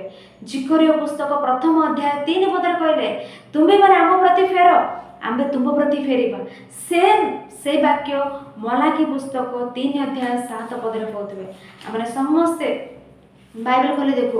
ମଲାଖୀ ପୁସ୍ତକ 3 ଅଧ୍ୟାୟ 7 ପଦ। ମଲାଖୀ ପୁସ୍ତକ 3 ଅଧ୍ୟାୟ 7 ପଦ। ତୁମମାନଙ୍କ ପିତୃପୁରୁଷ ଗଣର ସମୟ ଠାରୁ ତୁମେମାନେ ଆମର ବିଧି ସବୁ ଲଙ୍ଘନ କରିଅଛ ଓ ସେସବୁ ପାଳନ କରିନାଅ। ଆମ୍ଭ ନିକଟକୁ ଫେରି ଆସ, ତହିଁରେ ଆମ୍ଭେ ତୁମମାନଙ୍କ ନିକଟକୁ ଫେରି ଆସିବା। ଏହା ସୈନ୍ୟାଧିପତି ସଦାପ୍ରଭୁ କହନ୍ତି। ମାତ୍ର ତୁମମାନେ କହୁଅଛ, ଆମମାନେ କି ରୂପ ଫେରିବା? ଈଶ୍ୱରଙ୍କ ମନ ଦେଖିଲେ ନା? ଈଶ୍ୱର ସେଇ ବାକ୍ୟରେ କହିଲେ, ଆମ ନିକଟକୁ ଫେରି ଆସ, ଆମେ ତୁମ ନିକଟକୁ ଫେରି ଆସିବା। ଏଠାରେ ବି ସେଇ ବିଷୟ କହୁଛନ୍ତି, ଆମ୍ଭ ନିକଟକୁ ଫେରି ଆସ, ଆମେ ତୁମ ନିକଟକୁ ଫେରି ଆସିବା। ତୁମ ପିତୃପୁରୁଷମାନେ ଯାହା ଯାହା ସବୁ ଘଟାଇଲେ ଆମେ ପାଶୋରି ଗଲୁ। ଏବେ ତୁମେ ଅଛ, ଏବେ ତୁମେ ଆମ ନିକଟକୁ ଫେରି ଆସ, ଆମେ ତୁମ ନିକଟକୁ ଫେରି ଆସିବା କହୁଛନ୍ତି। ଫେରି ଆସିବ କି ପରମେଶ୍ୱରଙ୍କ ନିକଟକୁ? ସେଇ ବାକ୍ୟ ଈଶ୍ୱର ଏଠାରେ କହି ସେଇ ବାକ୍ୟ ଜିକରିଙ୍କୁ କହିବା ପାଇଁ କହି ମଲାଖୀଙ୍କୁ କହିବା ପାଇଁ କହୁଛନ୍ତି ଫେରିବା ନିମନ୍ତେ। ଏହା ହେଉଛି 1 ଅଧ୍ୟାୟ। 1 ଅଧ୍ୟାୟରେ ଆଉ ଗୋଟେ ବାକ୍ୟ ଦେଖି ଆମେ ଆଗକୁ ବଢ଼ିବା। ଜିକରିୟ ପୁସ୍ତକ 1 ଅଧ୍ୟାୟ 15 ପଦ। ଜିକରିୟ ପୁସ୍ତକ 1 ଅଧ୍ୟାୟ 15 ପଦ। ଆଉ ଯେଉଁ ଗୋଷ୍ଠୀଗଣ ନିଶ୍ଚିନ୍ତରେ ଅଛନ୍ତି, ସେମାନଙ୍କ ପ୍ରତି ଆମେ ଅତ୍ୟନ୍ତ ବିରକ୍ତ ଅଛୁ। କାରଣ ଆମେ ଅଳ୍ପ ମାତ୍ର ବିରକ୍ତ ହୁଅନ୍ତେ, ସେମାନେ କ୍ଲେଶ ବୃଦ୍ଧିର ସାହାଯ୍ୟ କଲେ। ଯେଉଁ ଗୋଷ୍ଠୀଗଣ ନିଶ୍ଚିନ୍ତରେ ଅଛନ୍ତି, ସେମାନଙ୍କ ପ୍ରତି ଆମେ ବିରକ୍ତ ଅଛୁ। କେଉଁମାନଙ୍କ ପ୍ରତି ଈଶ୍ୱର ବିରକ୍ତ ଅଛନ୍ତି? ଯେଉଁ ଗୋଷ୍ଠୀଗଣ ନିଶ୍ଚିନ୍ତରେ ଅଛନ୍ତି କହିଲେ, ଇସ୍ରାଏଲୀୟ ଜିହୁଦୀମାନଙ୍କ ଚାରିପାର୍ଶ୍ୱରେ ଅନେକ ଗୋଷ୍ଠୀ ବାସ କରୁଛନ୍ତି। କେଉଁମାନେ? ମୋୟାବୀୟ ହୁଅନ୍ତୁ, ସିରିଆନ୍ସ ହୁଅନ୍ତୁ, ଆମୋନୀୟମାନେ ହୁଅନ୍ତୁ, ମିଶରୀୟମାନେ ହୁଅନ୍ତୁ, ପଲେଷ୍ଟିୟମାନେ ହୁଅନ୍ତୁ, ବାବିଲୋନୀୟମାନେ ହୁଅନ୍ତୁ, ମାଦୀୟ ପାରସିକ ଲୋକମାନେ ହୁଅନ୍ତୁ, ଏମାନେ ସମସ୍ତେ ଜିହୁଦା ଇସ୍ରାଏଲମାନଙ୍କ ଚାରିପାର୍ଶ୍ୱରେ ଅଛନ୍ତି। ଏମାନେ ସମସ୍ତଙ୍କ ବିଷୟରେ କହୁଥିବା ବିଷୟ କ'ଣ କହିଲେ? ଆମେ ସେମାନଙ୍କ ପ୍ରତି ଅତ୍ୟନ୍ତ ବିରକ୍ତ ଅଛୁ। କାରଣ ଆମେ ଅଳ୍ପ ମାତ୍ର ବିରକ୍ତ ହୁଅନ୍ତେ, ସେମାନେ କ୍ଲେଶ ବୃଦ୍ଧିର ସାହାଯ୍ୟ କଲେ। ସେମାନଙ୍କ ଉପରେ କାହିଁକି ଈଶ୍ୱର କ୍ରୋଧ କରୁଛନ୍ତି? ଇସ୍ରାଏଲୀୟମାନେ କରୁଥିବା ତ୍ରୁଟି ସକାଶୁ ଈଶ୍ୱର ଦଣ୍ଡ ଦେବା ନିମନ୍ତେ ଈଶ୍ୱର ଇସ୍ରାଏଲୀୟମାନଙ୍କୁ ସେମାନଙ୍କ ହସ୍ତରେ ସମର୍ପଣ କଲେ। ସେମାନେ କ'ଣ କଲେ ଜାଣିଛ? ଏହା ହିଁ ସୁଯୋଗ, ଏହା ହିଁ ଉତ୍ତମ ଅବକାଶ। ଏମାନଙ୍କୁ ବହୁତ କ୍ଲେଶ ଦେଲେ। ଈଶ୍ୱର ଇସ୍ରାଏଲୀୟମାନେ ଜିହୁଦୀମାନେ କରୁଥିବା ତ୍ରୁଟି ସକାଶୁ ଏମାନଙ୍କୁ ଦଣ୍ଡ ଦିଅ କହି ସେମାନଙ୍କ ହସ୍ତରେ ସମର୍ପଣ କଲେ। ସେମାନେ ଏମାନଙ୍କୁ ବହୁତ କ୍ଲେଶ ଦେଲେ। ଏବେ ଉଦାହରଣକୁ ଆମର ଛୁଆକୁ ଆମମାନେ ସ୍କୁଲରେ ଟ୍ୟୁସନରେ ଜଏନ୍ କଲୁ। ଛୁଆ ପାଠ ପଢ଼ୁନାହିଁ, ଆମେ ସ୍କୁଲକୁ ଯାଇ ଟିଚରଙ୍କୁ କହିଲୁ, ଛୁଆ ପାଠ ପଢ଼ୁନି ଉତ୍ତମ ରୂପେ, ତାକୁ ମାରନ୍ତୁ, ପିଟନ୍ତୁ, ସେ ଯେମିତି ହେଉ ପାଠ ପଢ଼ିବାର ଅଛି, ଘରେ ହୋମୱାର୍କ ମଧ୍ୟ କରୁନି, ସେ ଉତ୍ତମ ରୂପେ ହୋମୱାର୍କ କରିବାର ଅଛି, ତାକୁ ଆପଣ ଭୟ ଶିଖାନ୍ତୁ ବୋଲି ଟିଚରଙ୍କୁ ଯାଇ ଆମେ କହିଲୁ। ଟିଚର ଦେଖିଲେ ଏହା ହିଁ ଉତ୍ତମ ସୁଯୋଗ। ତାଙ୍କ ପିତା ହିଁ ଆସି ମୋତେ କହିଲେ ନା ଛୁଆକୁ ମାରନ୍ତୁ କହି, ତେଣୁ ଛୁଆ ହୋମୱାର୍କ ନ କରିବାରୁ ସେ ମାରିଲେ ଛୁଆକୁ, ଆମ ଛୁଆକୁ। କେଉଁ ପ୍ରକାର ମାରିଲେ କହିଲେ, ହାତ ଗୋଡ଼ ଭାଙ୍ଗିଦେଲେ, ଆଣ୍ଠୁ ଗଣ୍ଠି ଭାଙ୍ଗିଦେଲେ, ରକ୍ତ ଝରୁଛି ଶରୀରରୁ। ସେଇ ଅବସ୍ଥାରେ ଆମ ପାଖକୁ ଆଣିଲେ। ଆମେ କ'ଣ କରିବା କୁହନ୍ତୁ? ଟିଚର ଆଜ୍ଞା ଆପଣଙ୍କୁ ଭୟ ଶିଖାଅ ବୋଲି କହିଲେ, ଟିକେ ମାଡ଼ ମାରନ୍ତୁ, ଟିକେ ଭୟ ଦେଖାନ୍ତୁ କହିଲେ, ଆପଣ ଏ ପ୍ରକାର ଅବସ୍ଥାରେ ମୋ ଛୁଆକୁ ଆଣିବ? ଆପଣ ବହୁତ ଉତ୍ତମ କାର୍ଯ୍ୟ କଲେ ବୋଲି ଆମେ କହିବା କି? ଈଶ୍ୱର ମଧ୍ୟ ସେଇ ପ୍ରକାରେ। ଇସ୍ରାଏଲୀୟ ମାନେ, ଜିହୁଦୀ ମାନେ ଈଶ୍ୱରଙ୍କର ସନ୍ତାନ କ'ଣ? ସେମାନଙ୍କ ପକ୍ଷରେ ପରମେଶ୍ୱରଙ୍କର ଅନେକ ସଂକଳ୍ପ ରହିଛି, ଆଉ ସେମାନଙ୍କୁ ଏମାନେ ଦଣ୍ଡ ଦେଉଥିଲେ। ଈଶ୍ୱର ନୀରବ ରହିବେ କି? ଈଶ୍ୱର ସହ୍ୟ କରିବେ କି? ଈଶ୍ୱରଙ୍କ କ୍ରୋଧ। ତେଣୁ ସେ କହୁଛନ୍ତି, ଏଇଠି ଅନ୍ୟ ଗୋଷ୍ଠୀ କ'ଣ? ତୁମମାନଙ୍କ ପ୍ରତି ଆମେ ବିରକ୍ତ ହେଉଛୁ, ତୁମ ପ୍ରତି ଆମେ କ୍ରୋଧ କରୁଛୁ, ଆମେ ନୀରବ ରହିବା ନାହିଁ, ନୀରବ ଆମେ ରହିବା ନାହିଁ। ତେଣୁ ପ୍ରିୟମାନେ, ଆମେମାନେ ମଧ୍ୟ ଆମେମାନେ ଉତ୍ତମ ରୂପେ ଅଛୁ। ଆମ ଚାରିପାର୍ଶ୍ୱରେ ଥିବା ଲୋକମାନଙ୍କ ମଧ୍ୟରୁ କାହାର ହେଲେ କୌଣସି କ୍ଷତ ଘଟିଲେ, କାହାକୁ କୌଣସି ଆଘାତ ଘଟିଲେ, ଆମମାନେ ଭଲ ହେଲା, ୟାକୁ ଏ ପ୍ରକାର ଘଟୁ, ଆହୁରି ଅଧିକ ଘଟୁ, ମୋତେ ଯଦି ମିଳିଥାନ୍ତା ୟାକୁ ଆହୁରି ଅଧିକ ଦିଅନ୍ତି, ଭଲ ହୁଅନ୍ତା, ଏ ପ୍ରକାର କେବେ ହିଁ ଆପଣ ହୃଦୟରେ ଆମେ ନ ଭାବୁ।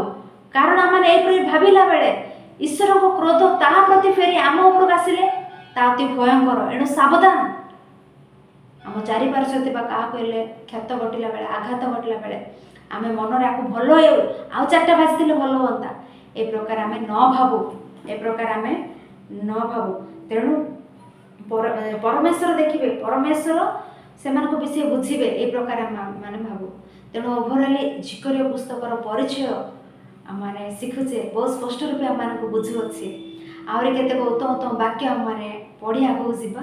ଏବେ ପ୍ରଥମ ଅଧ୍ୟାୟ ସରିଲା, ଏବେ ଦ୍ୱିତୀୟ ଅଧ୍ୟାୟ ମାନେ ଦେଖିଲେ ଝିକରୀୟ ପୁସ୍ତକ 2 ଅଧ୍ୟାୟ 8 ପଦ। ଝିକରୀୟ ପୁସ୍ତକ 2 ଅଧ୍ୟାୟ 8 ପଦ।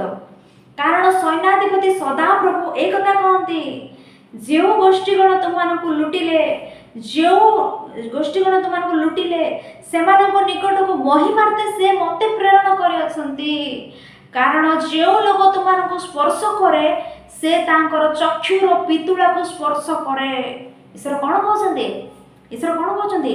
ଜିହୁଦା ଜେରୁସାଲେମକୁ ତୁମମାନଙ୍କୁ ଆଣି ତୁମମାନଙ୍କର ସହବର୍ତ୍ତୀ ହୋଇ ଏକ ସମୟରେ ତୁମମାନଙ୍କୁ ଉନ୍ନତ ରୂପେ ଠିଆ କରିବି। ଆଉ ତୁମମାନଙ୍କ ବିଷୟରେ ମୁଁ କହୁଅଛି, ଯେଉଁ ଲୋକ ତୁମମାନଙ୍କୁ ସ୍ପର୍ଶ କରେ, ସେ ମୋର ଚକ୍ଷୁର ପିତୁଳାକୁ ସ୍ପର୍ଶ କରିବା ପରି। ଆମମାନେ ବି ବେଳେବେଳେ କହିଥାଉ ନା, ତୁମ ଉପରେ ହାତ ପଡ଼ିଲେ ମୋ ଉପରେ ହାତ ପଡ଼ିଲା ପରି। ଈଶ୍ୱର ମଧ୍ୟ କହୁଛନ୍ତି, ତୁମ ଉପରେ ହାତ ପଡ଼ିଲେ ମୋ ଉପରେ ହାତ ପଡ଼ିଲା ପରି, ତୁମକୁ ସ୍ପର୍ଶ କଲେ ମୋର ଚକ୍ଷୁର ପିତୁଳାକୁ ସ୍ପର୍ଶ କରିବା ପରି। ଏହି ବାକ୍ୟ ଦ୍ୱାରା ଈଶ୍ୱର ସେମାନଙ୍କୁ ସାହସ ଦେଉଛନ୍ତି, ଈଶ୍ୱର ସେମାନଙ୍କୁ ବିଶ୍ୱାସ ଜନ୍ମାଉଛନ୍ତି, ଏକ ସାହସ, ଏକ ଭରସା ଉତ୍ପନ୍ନ କରୁଛନ୍ତି। ମୁଁ ତୁମମାନଙ୍କର ସହବର୍ତ୍ତୀ ବୋଲି, ମୁଁ ତୁମମାନଙ୍କର ସହବର୍ତ୍ତୀ ବୋଲି ଈଶ୍ୱର ସେମାନଙ୍କୁ ସାହସ ଜନ୍ମାଉଛନ୍ତି। କ'ଣ କହୁଛନ୍ତି? ଯେଉଁ ଲୋକ ତୁମମାନଙ୍କୁ ସ୍ପର୍ଶ କରେ, ସେ ତାଙ୍କର ଚକ୍ଷୁର ପିତୁଳାକୁ ସ୍ପର୍ଶ କରେ, ତାଙ୍କ ଚକ୍ଷୁର ପିତୁଳାକୁ ସ୍ପର୍ଶ କରେ। ଦେଖିଲ ନା କେତେ ଭରସା ଦେଉଛନ୍ତି, କେତେ ଭରସା, କେତେ ସାନ୍ତ୍ୱନା ଏହି ବାକ୍ୟରେ ଦେଉଛନ୍ତି। ଆଜି ମଧ୍ୟ ଖ୍ରୀଷ୍ଟିଆନ ରୂପେ ଆମମାନେ ଅଛୁ। ଖ୍ରୀଷ୍ଟିଆନ କହିଲେ ପ୍ରେମ, ଖ୍ରୀଷ୍ଟିଆନ କହିଲେ ଶାନ୍ତି, ଖ୍ରୀଷ୍ଟିଆନ କହିଲେ ସମାଧାନ, ଖ୍ରୀଷ୍ଟିଆନ କହିଲେ ପ୍ରେମର ପ୍ରତୀକ, ଖ୍ରୀଷ୍ଟିଆନ କହିଲେ ସେବାର ପ୍ରତିରୂପ। ଏହି ସମସ୍ତ ବିଷୟ ଆମେ ଜାଣୁ। ହେଲେ ଆଜି ଅତୀତରୁ ଆଜି ପର୍ଯ୍ୟନ୍ତ ଖ୍ରୀଷ୍ଟିଆନ ମାନଙ୍କ ଉପରେ ଅନେକ ତାଡ଼ନା ଘଟୁଥିବାର ଆମେ ଦେଖୁଛୁ। ହେଲେ ଗୋଟେ ବିଷୟ ଆପଣମାନେ ସ୍ମରଣ ରଖନ୍ତୁ, ସେ ତାଡ଼ନା ଖ୍ରୀଷ୍ଟିଆନ ମାନଙ୍କ ଉପରେ ଘଟୁଛି ବୋଲି ଆମେ ଭାବୁଛୁ, ଆପଣମାନେ ଭାବୁଛନ୍ତି, କିନ୍ତୁ ସେ ତାଡ଼ନା କାହା ଉପରେ ଘଟୁଛି ଜାଣିଛନ୍ତି? ସେ ଆକ୍ରମଣ କାହା ଉପରେ ଘଟୁଛି ଜାଣିଛନ୍ତି? ଈଶ୍ୱରଙ୍କ ଉପରେ। ଏହି ବାକ୍ୟକୁ ଧରି ଆମେ ବୁଝୁଅଛୁ, ଏହି ବାକ୍ୟକୁ ଧରି ଆମେ ବୁଝୁନାହୁଁ କି ଯେଉଁ ଲୋକ ତୁମକୁ ସ୍ପର୍ଶ କରେ, ସେ ମୋର ଚକ୍ଷୁର ପିତୁଳାକୁ ସ୍ପର୍ଶ କରେ। ଅର୍ଥାତ୍ ଯେଉଁ ଲୋକ ଖ୍ରୀଷ୍ଟିଆନ ମାନଙ୍କୁ ଅତୀତରୁ ଆଜି ପର୍ଯ୍ୟନ୍ତ ତାଡ଼ନା ଆକ୍ରମଣ କରୁଛନ୍ତି, ସେମାନେ କାହାକୁ ଆକ୍ରମଣ କରୁଛନ୍ତି? ସେମାନେ କାହାକୁ ତାଡ଼ନା ଦେଉଛନ୍ତି ଭାବୁଛନ୍ତି? ଆମେ ଭାବୁଛୁ ଖ୍ରୀଷ୍ଟିଆନ ମାନଙ୍କୁ, ଆମକୁ, ତୁମକୁ, ଆପଣମାନଙ୍କୁ ବୋଲି, କିନ୍ତୁ ଈଶ୍ୱର କହୁଛନ୍ତି ଯେଉଁ ଲୋକ ତୁମକୁ ସ୍ପର୍ଶ କରେ, से मोर चक्षुर पितुला को स्पर्श करे। भयंकर प्रिय मान, भयंकर। दिने साउल अछंती, साउल पाउल रूपे परिवर्तित हेबा पूर्वे आउरे कौन विषय कौन रूपे परिवर्तन होई नांती सेते बेले से जीशु को जानी लोक मान स्त्री मान पुरुष मान बालक बालिका समस्त को घरे घरे पशि से बाहर को आनी कारागार रे बंदी कर दउथिले मारुथिले। सेहीपरि भाव में दिने जेरूसलम रु बाहरिले धमस्कस को। धमस्कस रे ख्रीष्ट को जानिबा लोक माने अछंती। धमस्कस रे ख्रीष्टंकर शिष्य माने अछंती। धमस्कस रे प्रार्थना करूछंती जीशु को नाम रे उपस्थित होउछंती। सेमानकु मु मारिबार अछि, सेमानकु मु बंदी अवस्था रे आनिबार अछि। ए उद्देश्य रे जेरूसलम रे घोड़ा ऊपर बसी आपणा सहित अनेक सैन्य मानकु धरि बाहरी गले पाउल साउल। बाहरिले साउल, हठात आकाश रे एक आलोक चमकी उठला। घोड़ा ऊपर तळे पड़ी गले साउल। सेतेबेले एक स्वर सुना गला, हे साउल, हे साउल, मैं कौन करूअछ? प्रभु आपण किए? साउल पचारछंती, प्रभु आपण किए? सेतेबेले यीशु ख्रीष्ट कहउछंती, तुमे जाहाकू ताड़ना करूअछ आंबे से यीशु। तुमे जाहाकू ताड़ना करूअछ आंबे से यीशु। कोन? पाउल कहउछंती, मो मंडली को ताड़ना देली, आपण को ताड़ना देने नाई। मंडली को ताड़ना देले मते देला परे क्रिश्चियन मानकु मु मारुछि बोली भाबुछंती। क्रिश्चियन मानकु मारिले ख्रीष्ट को मारिबा परे, क्रिश्चियन मानकु ताड़ना देले ख्रीष्ट को ताड़ना देला परे, क्रिश्चियन मानकु दुख देले ख्रीष्ट को दुख देला परे से दिन पाउल मंडली को ताड़ना करूछंती। से यीशु ख्रीष्ट कहउछंती, तुमे मंडली को रुए मते ताड़ना दउछ। तेणु प्रिय माने आज हम आलोचना कले से दिन हम देखिले काहाकू जो माने तुम को स्पर्श करती से माने मोर चक्षुर पितुला को स्पर्श करती। ए वाक्य बुझिबा निमंते प्रेरित पुस्तक 9 अध्याय पढ़िले आम बुझुचे सतरे सतरे जो माने क्रिश्चियन मान को स्पर्श करती से माने ईश्वर को स्पर्श करते, ईश्वर को विरुद्ध उठाते कह मान बुझुची। तेणु केड़े साहस, केड़े सांत्वना, केड़े भरोसा युक्त वाक्य जिकर से समय लोक मान घोषणा करुँच, लोक मान कहते। तेणु प्रिय माने एक आश्चर्य वाक्य द्वारा आम समस्ते साहस पाइलु। से काल से माने साहस पाइले। एबे आम आउ एक वाक्य देखा जिकर पुस्तक 3 अध्याय, जिकर पुस्तक 3 अध्याय 8 पद, जिकर पुस्तक 3 अध्याय 8 पद। हे झिओ महाजाजक तुम्हें बे शुण और तुम सम्मुख रे उपविष्ट तुमर संगीगण शुणु, कारण से माने चिन्ह स्वरूप लोक अटंती। जेतु देख आम्भे अपना शाखा नामक दास को आनिबा, शाखा नामक दास को आनिबा कहते। शाखा नामक दास को आम आनिबा। एठारे विषय कौन कहले? मंदिर निर्माण कार्य शेष होला। मंदिर निर्माण कार्य शेष होगा पर मंदिर रे कौन घटबार अछि? मंदिर निर्माण कार्य शेष होला। एबे हमनको राजा दरकार बोली से चिंताधारा अच्छे। राजा दरकार बोली भावुंट एले ईश्वर से साहस देवा निमंते कहते आम शाखा नामक अपना दास को आनिबा, ख्रीष्ट को आनिबा कोई विषय कोई से साहस विश्वास दौरान निर्वासन एटाक आसी मंदिर निर्माण करको भविष्य विषय को कौन भय कर ना। शाखा नामक दास को आनिबा, ख्रीष्ट को आनिबा बोले एम मन प्रश्न को से उत्तर रूपे वाक्य कहते। से आगत ख्रीष्ट विषय जिकर वाक्य स्मरण कराई से मध्य साहस पूर्ण कर एक आशा भरोसा उत्पन्न कलापर आम देखी था। यही प्रकार 3 अध्याय 4 अध्याय आसला बेलू 4 अध्याय 6 पद 7 पद, 4 अध्याय 6 पद 7 पद आम मान अप्लाय होगा पर 6 पद 7 पद आम देखिले तहिरे से मते उत्तर करी कहले यह जिरुबाबिलଙ୍କ सहित सदा प्रभुंकर वाक्य जथा पराक्रम द्वारा नुहे कि बल द्वारा नुहे मात्र आमर आत्मा द्वारा सैन्याधिपति यह सैन्याधिपति सदा प्रभु कहती। पराक्रम द्वारा नुहे, बल द्वारा नुहे, आमर आत्मा द्वारा जिरुबाबिल कहते। 7 पदरे ए बृहत पर्वत तुम्हें किए? एठारे पर्वत विषय कहते कि पर्वत विषय ना अक्षर रूपे आम न नो। एठारे कौन कहते कहले मंदिर निर्माण कार्य तुमने आसिल अनेक अवरोध समस्या आसबारू मंदिर निर्माण कार्य 16 वर्ष स्थगित कल, किंतु एबे पर्वत तुल्य समस्या आसबार अवरोध कल।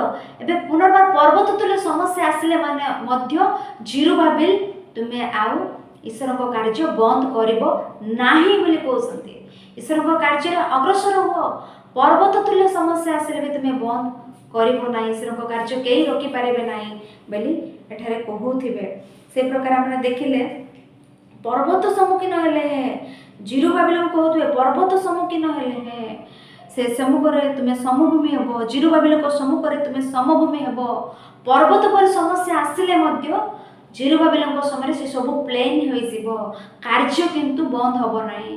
पर्वत अलंकरण भाबरे कहउछन्ते, पर्वत भाबरे पर्वत रूपरे पर्वत तुल्य उच्च समस्या आसिले पर्वत स्थानांतर हबो कि? पर्वत स्थानांतर तो हबो नाही। पर्वत जो जगह थिबो सेई जगह रे थिबो, सेई उच्च समस्या आसिले मध्य ता तुल्य तुमने कौन सी प्रकार ईश्वर को कार्य बंद करिवो नाही। मंदिर निर्माण कार्य अग्रसर हम से समस्त विषय कहते से प्रकार आम 8 पद 9 पद मैंने पढ़िले।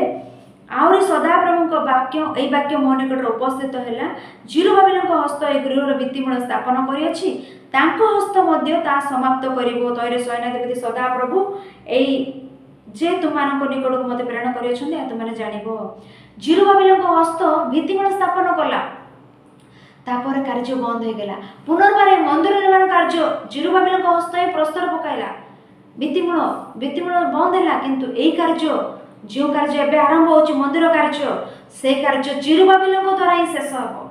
जिरुबाबिल प्रस्तर पकाइले से ही शेष करेंगे, कार्य बंद हम ना बोली कहते।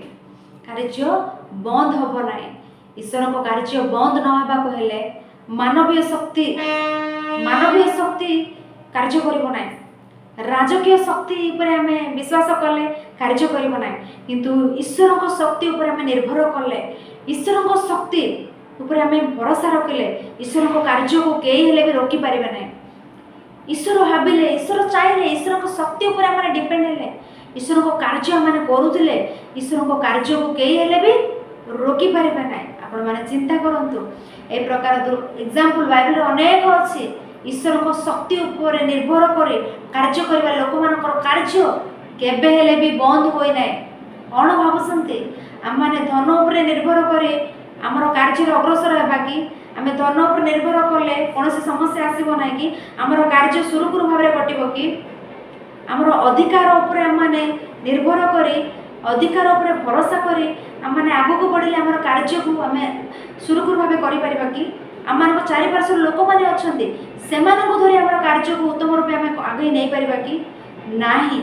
आमर धन थाउ, अधिकार थाउ, लोक मैंने थाउ, ए समस्त दिले मध्य कार्य बंद हो जिवो बोधे, किंतु आम माने ईश्वरीय शक्ति उपरे निर्भर करे, ईश्वरीय शक्ति उपरे आउछि पड़ी आगु को गले केबे हे कार्य रोकी पारिबे नाही। केही चाहिले मध्य बाइबल अनेक घटना अछि, सेति मध्य जने गिदियोन विषय आम आलोचना कले। ईश्वर गिदियोन को कहबे तुम्हें जाओ, गिदियोन तुम्हें जाओ। तार घटना कौन कहले? विचारकर्ता मान समय रे इस्राएलिय मानकु अमालेकीय माने अनेक प्रतिरोध करुथुए। अमालेकीय माने मिदियोनीय माने अमालेकीय माने इस्राएल मानक अनेक असुविधार सम्मुखीन करुथुए। सेता बेले ईश्वर कहबे गिदियोन तुम्हें जाओ, सेमान सहित युद्ध करो, सेमाने पराजित हेबे, तुम्हें जय लाभ हबो। गिदियोन भयभीत हेबे, किंतु ईश्वर कहबे आम आत्मा तुम सहित अछि, आम आत्मा रे तुमको पूर्ण करिबा, आमे तुम सहवर्ती, तुम्हें जाओ। गिदियोन जिबे केते जन धरे? सहस्र लोक धरे जिबे। भाबुछन्ति कि 300 लोक, मात्र 300 लोक को धरे जिबे। जय लाभ प्राप्त होई फेरी आसीबे। ईश्वर को शक्ति आम सहित थिले आमे आमर जय हेबो। मानवीय शक्ति हो, राजकीय शक्ति हो, धन शक्ति हो, आम जय पाई पारिबा नाही बोधे, किंतु ईश्वरीय शक्ति आम सहित थिले आम जय पाई पारिबा, आम जय लाभ करि पारिबा। तेणु कहते एक विषय होशेया पुस्तक प्रथम अध्याय 7 पद, होशेया पुस्तक प्रथम अध्याय 7 पद, होशेया पुस्तक प्रथम अध्याय 7 पद। आम मैंने समस्ते बाइबल बोले मैंने देखिले होशेया पुस्तक प्रथम अध्याय 7 ପଦ, ମାତ୍ର ଆମେ ଜିହୁଦା ବଂଶ ପ୍ରତି ଦୟା କରିବା, ଧନୁ କି ଖड्ग କି ଯୁଦ୍ଧ କିମ୍ବା ଅଶ୍ୱାରୋହୀଗଣ ଦ୍ୱାରା ସେମାନଙ୍କୁ ଉଦ୍ଧାର ନ କରି ସଦାପ୍ରଭୁ ସେମାନଙ୍କ ପରମେଶ୍ୱରଙ୍କ ଦ୍ୱାରା ଉଦ୍ଧାର କରିବା। ଈଶ୍ୱର କ'ଣ କହୁଛନ୍ତି? ଧନୁ କି ଖड्ग କି ଯୁଦ୍ଧ କି ଅଶ୍ୱାରୋହୀଗଣ ଏସବୁ ଦ୍ୱାରା ଉଦ୍ଧାର କରିବା ନାହିଁ, ଆମେ ସଦାପ୍ରଭୁଙ୍କ ଦ୍ୱାରା ଉଦ୍ଧାର କରିବା। ସଦାପ୍ରଭୁ ପରମେଶ୍ୱରଙ୍କ ଦ୍ୱାରା ଉଦ୍ଧାର କରିବା। ସଦାପ୍ରଭୁ ସେମାନଙ୍କ ପରମେଶ୍ୱରଙ୍କ ଦ୍ୱାରା ଉଦ୍ଧାର କରିବା। ସତରେ ପ୍ରିୟମାନେ, ଅନେକ ସନ୍ଦର୍ଭରେ ଆମେ ଦେଖିଥାଉ ଧନୁ ଖड्ग ଧରିକି ଗଲା ପରେ, କିନ୍ତୁ ଅନେକ ସନ୍ଦର୍ଭରେ ଆମେ ଦେଖିଥାଉ ସୈନ୍ୟମାନଙ୍କୁ ନାହିଁ, ଧନୁ କି ନୁହେଁ, ଧନୁ ଧରିକି ଯିବେ ନାହିଁ, ସୈନ୍ୟମାନଙ୍କୁ ଧରିକି ଯିବେ ନାହିଁ, ଖड्ग ଧରିକି ଯିବେ ନାହିଁ, ସଦାପ୍ରଭୁ ଆମମାନଙ୍କୁ ଉଦ୍ଧାର କରିବେ କହି ଯାଉଥିବେ, ଯୁଦ୍ଧରେ ଜୟ ପାଉଥିବେ। ଏହା କହିଲା ବେଳେ ଗୋଟେ ଇନସିଡେଣ୍ଟ ଆମକୁ ମନେ ପଡ଼େ, ଦାଉଦ ଗୋଲିଆଥ ଅନେକ କଥା କହୁଛି ପରମେଶ୍ୱରଙ୍କ ବିରୋଧରେ, ଇସ୍ରାଏଲମାନଙ୍କ ବିରୋଧରେ। ସମସ୍ତ ସୈନ୍ୟ ଶ୍ରେଣୀ ପ୍ରସ୍ତୁତ ହୋଇ ଅଛନ୍ତି, ତଥାପି ତାକୁ କିଛି କରିପାରୁନାହାନ୍ତି। ଅନେକ ସୈନ୍ୟମାନେ ଅଛନ୍ତି, କିଛି କରିପାରୁନାହାନ୍ତି। ଦାଉଦ ଉଠିଲେ, ପରମେଶ୍ୱରଙ୍କ ବିରୋଧରେ କହିବ କି? ଦାଉଦ ଗଲେ ସେଠାରେ, ଏକାକୀ ଦାଉଦ, ସୈନ୍ୟ ସହିତ ଗଲେ କି? ସୈନ୍ୟମାନେ କିଛି କରିପାରିଲେ ନାହିଁ, ଦାଉଦ ଏକା ଗଲେ। ଯୁଦ୍ଧ ସଦାପ୍ରଭୁଙ୍କର କହିଲେ, ଏଇ ଯୁଦ୍ଧ ସଦାପ୍ରଭୁଙ୍କର କହିଗଲେ। ଆଗକୁ ଯୁଦ୍ଧରେ ହାରିଗଲେ କି? ଯୁଦ୍ଧରେ ଜିତିଲେ। ତେଣୁ ପରମେଶ୍ୱରଙ୍କ ଶକ୍ତି ଉପରେ ନିର୍ଭର କରିଗଲେ ଜୟ ଲାଭ ପ୍ରାପ୍ତ ହେବା। ତେଣୁ ଜିରୁବାବେଲ ଏ ପର୍ବତ ସମ୍ମୁଖରେ ପ୍ଲେନ୍ ହୋଇଯିବ। ତୁମେ ସଦାପ୍ରଭୁଙ୍କ ଶକ୍ତି ଉପରେ ନିର୍ଭର କର ବୋଲି ଏକ ସାନ୍ତ୍ୱନା, ଏକ ସାହସ କହୁଥିବେ। ଯୁଦ୍ଧ ସଦାପ୍ରଭୁ ସହବର୍ତ୍ତୀ ବୋଲି କହୁଥିବେ। ଏହା ଥିଲା 4 ଅଧ୍ୟାୟ। ସେହିପରି ଜିକରିୟ 5 ଅଧ୍ୟାୟ ଆମେ ଦେଖୁ, ଏହା ଥିଲା 4 ଅଧ୍ୟାୟ। ସେହିପରି 5 ଅଧ୍ୟାୟ ମାନେ ସେହିପରି ଦେଖିଥାଉ।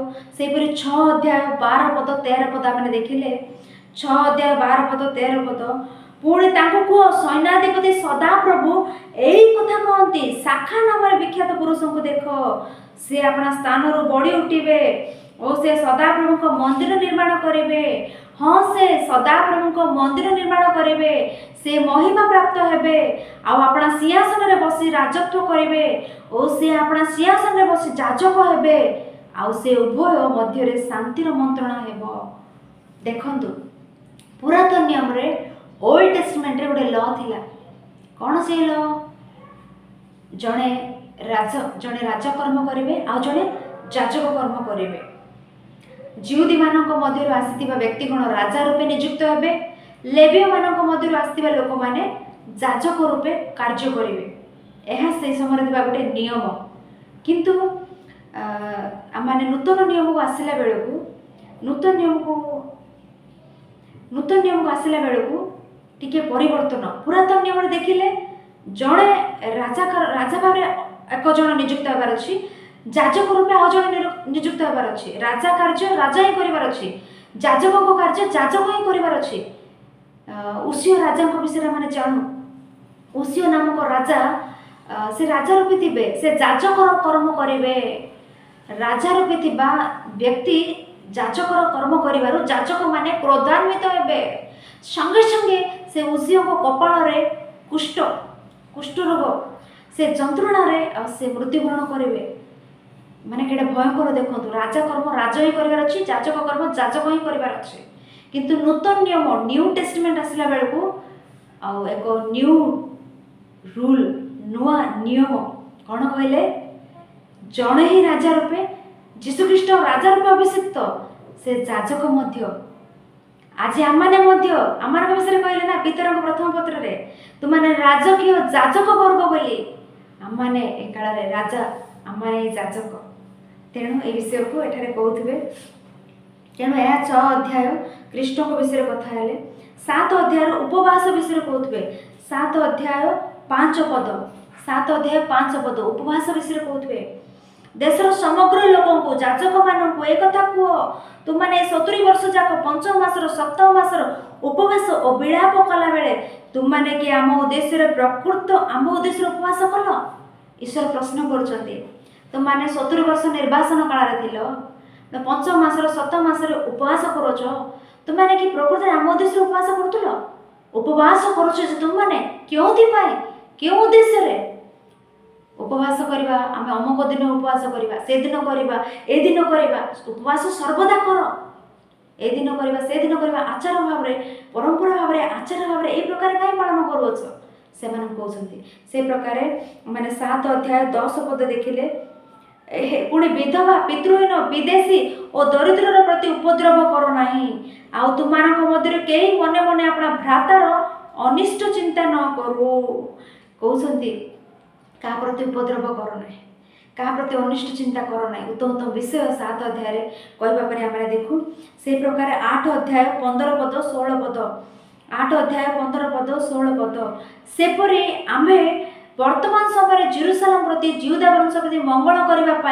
पुनर्बार संकल्प करियछु तुमने भय कर नहीं तुमको यही सब कार्य करने हम तुमने प्रत्येक अपना अपना प्रतिवासी निकट सत्य कह अपना नगर द्वार सत्य और शांतिजनक विचार साधन कर ईश्वर कहते आम तुम प्रति मंगल साधन करने संकल्प करियछु हेले कंडीशन मु तुम प्रति मंगल करी हेले गोटे कंडीशन कौन कहले तुमने सत्य कहबार अच्छी मिछ कह ना आमने कौन कर छोट छोट विषय मिछ कहीदे सत कहले मु लोक मान सम्मुखें इनसल्ट हो बोधे सत कहले इनसल्ट हे अपमान हे पर मिछ कहीदे कि ईश्वर कहते सत कह मिछ कह ना ताहले तुमको मंगल साधन करवा मिछ कहीदे सत कहले लोक मान मध्य इनसल्ट हे बोली मिछ कही था आउ ईश्वर सम्मुखें मिछ कहूँ जे सत कहले लोक मान सम्मुख अपमान होता अल्प काल मिछ कहले परमेश्वर सम्मुखें इनसल्ट हेब ता अनंत काल अग्निदंड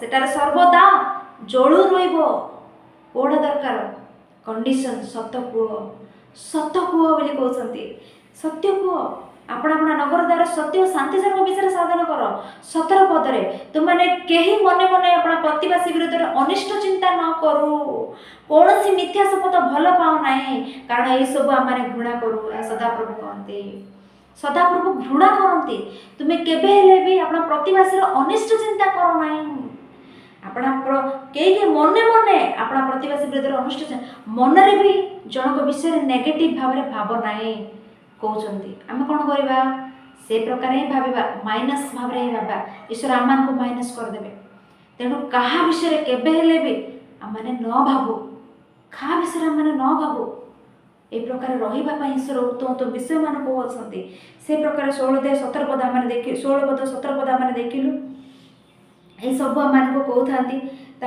आम देखिले तुमको कहीं मने मने प्रतिवासी विरोध अनिष्ट करना तथापि आम नेगेटिव चिंता कर ईश्वर कहते मो कथा शुणिले ही मुझे तुम मंगल साधन करी कंडीशन जड़े दिन मजूरिया मूल्य काम करुव दिन सारा कष्ट कले संध्यारे मूल्य पाइब सी आपे मूल्य पाइब से मालिक पाख जबार आवश्यकता ना मालिक ही पाख आसीदेव से प्रकार तुमने सत कहले भाई मान प्रति भौणी मान प्रति अनिष्ट चिंता न कले तुमको मु मंगल साधन करी कहते से प्रकार आम देखिलु हेले जगतर लोक मैंने ये विषय भूली गले ये प्राथमिक विषय गुड़िक ही भूली गले कौन मिछ कहवाई मन कर कौन अनिष्ट चिंता करने न करने कहते ए जा प्राथमिक विषय ए जाक ही भूली गले ए जाक ही पसरी गले मौलिक विषय गुड़िक पछरे दौड़े प्राथमिक विषय गुड़िक पासरी मौलिक विषय दौड़ कौन मौलिक विषय खाद्यपाई गृहपाई खाद्यपाई वस्त्रपाई गृहपाई एक मौलिक आवश्यकता पूर्ण करने मिछ कथा कहते प्रवंचना करते या विरोध ताकू ता विरोध या एटर कथा सेटर कथा एटे एपरी कहले 100 टंका मिल झगड़ा सृष्टि कले अधिकार पाई नाना प्रकार अनिष्ट नाना प्रकार प्रवंचना अमंगल सबु स्थान रे सबु देखिले अतिशय दुख लगे प्रेम अतिशय दुख लगे मौलिक आवश्यकता गुड़िक पूरण पाई मिथ्या प्रवंचना ठकुचंती लोक माननको दुखदायक विषय गुड़िक करुछंती ईश्वर कहले ना ईश्वर कौन कहले बारंबार मंडली रे बारंबार वाक्य द्वारा शिक्षा पाई था कौन कहले प्रथमे मोर राज्य और धार्मिकता अन्वेषण कर तोरे तुमको समस्त विषय दिया जीवो प्रथमे मो विषय मो राज्य धार्मिकता मो कार्य विषय चिंता कर। तुम कौन आवश्यक उपयुक्त समय मु देवी देवी ईश्वर देवे। एक प्रकार विश्वास रखी मैंने बचु। मनुष्य उपर विश्वास न कले मो पर विश्वास कर। परमेश्वर जी मो पर विश्वास कर। प्रथमे मोर राज्य धार्मिकता अन्वेषण कर। तुम समस्त मौलिक विषय तुमने पाइब। विश्वास करूना कि मो उपरे निर्भर करूना कि कहते परमेश्वर। यह थिला 8 अध्याय 9 अध्याय 9 पद। जिकर्य पुस्तक 9 अध्याय 9 पद। गो सियोन कन्ये अतिशय उल्लास कर। गो जेरुसालेम कन्ये जयध्वनि कर। देखो तुम राजा तुम निकट आसुअछंती। से धर्ममय परित्राण विशिष्ट से नम्रशील गर्दर्भ और गर्दर्भ उपरे अर्थात गर्दर्भीर शावक उपरे आरोहण कर आसुअछंती। ए वाक्य केतेबेले पढ़ंती कहले क्रिश्चियनिटी रे क्रिश्चियन समाज रे लेंट डेज केतेक दिन गुड़िक अच्छी। से दिन गुड़िक शेष सप्ताह शेष रविवार पाम संडे पालन करती। ग्राम सारा से खर्जुरी वृक्षर डाल धरिकी बुलती। ता पारंती तले ए प्रकार कृष्ण को उद्देश्य स्तवगान करती। ये सब घटना आम क्यों देखु कहले लूकलिखित सुसमाचार 19 अध्याय 35 पद माथुलिखित सुसमाचार 21 अध्याय 5 पद आम ए घटना देखी था। जीशु ख्रीष्ट आसबे गधर्व उपर बसबे से भाववाणी जिकर्य द्वारा एठारे कुआइले ता सफल है। सेठारे नूतन नियम से विषय सफल है। से गध उपर आसबे से गध उपर चढ़े जेरुसलेम को आसबे ए प्रकार विषय गुड़िक एठार लिखित सेठारे सफल होबार आम देखी था। यह 9 अध्याय से दर्शन माध्यम कहले से लिखिले 9 अध्याय 12 पद आम देखिले। हे भरोसायुक्त बंधी माने तुम मैंने दृढ़गढ़ आड़े फेरी आस। आमे तुमको 2 गुण मंगल देवा बोली आज प्रकाश करूँ। कौन कहते हे भरोसायुक्त बंधी माने अनेक कष्ट अनेक जातना अनेक क्लेश जीवन में घटुचे कि ईश्वर को भरोसा करंतु। ईश्वर को भरोसा थाए ईश्वर को निकट आसतु। तुमको मंगल तुमको तुम माने तुमको 2 गुण मंगल देवा ईश्वर कहते तुम जीवन में हो मो जीवन में कष्ट अच्छी कि आपण मान जीवन में कष्ट थाई पारे दुख थाई पारे मो जीवन में कष्ट अच्छी दुख अच्छी आमे माने परमेश्वर को अपेक्षा करूँ परमेश्वर को भरोसा करूँ परमेश्वर को निरीक्षण करूँ ताले से कहते 2 गुण मंगल देवा 2 गुण मंगल देवे पड़े आम कष्ट आम दुख आम परमेश्वर ठारे भरोसा कले से 2 गुण मंगल देवे पुणी क्या देले कि आईब को देले आईब अपना कष्ट अपना दुख भरोसायुक्त भाव परमेश्वर को आड़े अनाउले से परमेश्वर 2 गुण देले 2 गुण आशीर्वाद कले। तेणु एक साहसजनक विषय आम को कहते परमेश्वर को भरोसा कर 2 गुण मंगल देवे कहते भरोसा करवा कि विश्वास करवा कि ए प्रकार रुह बोली कहते। से प्रकार जिकर्य पुस्तक 10 अध्याय 4 पद 10 अध्याय 4 पद मैंने देखिले तांको ठारो कोणर प्रधान कोणर प्रस्तर तांको ठारो कोणर प्रस्तर पितर प्रथम पत्र 2 अध्याय 4 पद 8 पद प्रेरित पुस्तक 4 अध्याय 11 पद कोणर प्रधान प्रस्तर तुमने जो प्रस्तर को अग्राह्य कल ताही कोणर प्रधान प्रस्तर एटार प्रस्तर कहले प्रभु जीशु ख्रीष्ट को प्रस्तर कोणर प्रधान प्रस्तर। तेणु से प्रस्तर ए जीशु ख्रीष्ट निकट को आपण मैंने आसी कही साहस दे आपण मैंने आसी कही साहस देवे। 11 अध्याय 13 पद 14 पद जिकर्य पुस्तक 11 अध्याय 13 पद 14 पद एठार आम देखिले आउ जीशु ख्रीष्ट को जिउदा इस्करियोत जिउदा 30 रौप्य मुद्रा बिक्री करदेवे से विषय को रूपक अलंकरण एठारे कहते जिकर्य पुस्तक 11 अध्याय 12 पद 13 पद से 12 अध्याय 10 पद देखिले जिकर्य पुस्तक 12 अध्याय 10 पद से माने विध करियछंती जीशु ख्रीष्ट विषय भाववाणी पूर्वर ही कहगला से नूतन नियम सफल है से भाववाणी एठारे कहगला। से जिकर्य 13 अध्याय 7 पद मैंने देखिले हे खड्ग आम पालकर विरुद्ध में आम सखा मनुष्य विरुद्ध जागृत हुआ सान देवी सदा प्रभु कहते पालक को आघात कर मेषगण छिन्न भिन्न होइसिबे। इस्करियोत से जिउदा समर्पण कले पालकों को आघात कले मेष पालक को आघात कले मेष माने छिन्न भिन्न होइसिबे। गुरुवार दिन रात्रि रे मेष पालकों को से धरिकी गले मेष मैंने छिन्न भिन्न होगले, मेष बालक को आघात कले से विषय को भाववाणी ईश्वर पूर्वर ही जिकरी द्वारा ये भाववाणी ईश्वर लिखाइले पूर्वर ही वर्ष वर्ष पूर्वर ही। तेणु यह जिकरी पुस्तक आहरी 14 अध्याय कौन कहले एपरी ख्रीष्ट आसवे सिंहासन उपर बसवे से राज्य शासन करुवे कही 14 अध्याय सारा आम को कहते। तेणुकर मैंने जिकरी पुस्तक मैंने उत्तम उत्तम विषय मैंने शिक्षा कलु। प्रथम कौन कहले तुम्भे आम प्रति फेर आमे तुम प्रति फेरिबा कहले ना। अन्य गोष्ठी गण को दंड देवी, अन्य गोष्ठी गण उपर विरक्त अच्छु कारण तुम त्रुटि सकाशु तुमको से हस्तर समर्पण कले से तुमको बहुत क्लेश देले तेणु से दंड से क्रोध करुच्ची। तृतीय उपवास, तृतीय उपवास करुछ कि उपवास विषय अनुयोग कले। चतुर्थ परमेश्वर शक्ति पर निर्भर कर, मानवीय शक्ति राजकीय शक्ति ये शक्ति पर नुहे परमेश्वर शक्ति पर निर्भर कर। कई कार्य रोकी पारे ना, ईश्वर को कार्य आग को बढ़। शेष वेदना युक्त हुए वेदन क्लेश परमेश्वर को भरोसा कर तुमने 2 गुण मंगल देवा कही कहते। अनेक विषय जिकरी पुस्तक आम शिक्षा देला। ये 14 गोटी अध्याय अनेक विषय आम शिक्षा कलु प्रिय मैंने। तेणु ईश्वर एपर्यंत आम कड़ाई आनी जिकरी पुस्तक परिचय आम शेष कलु।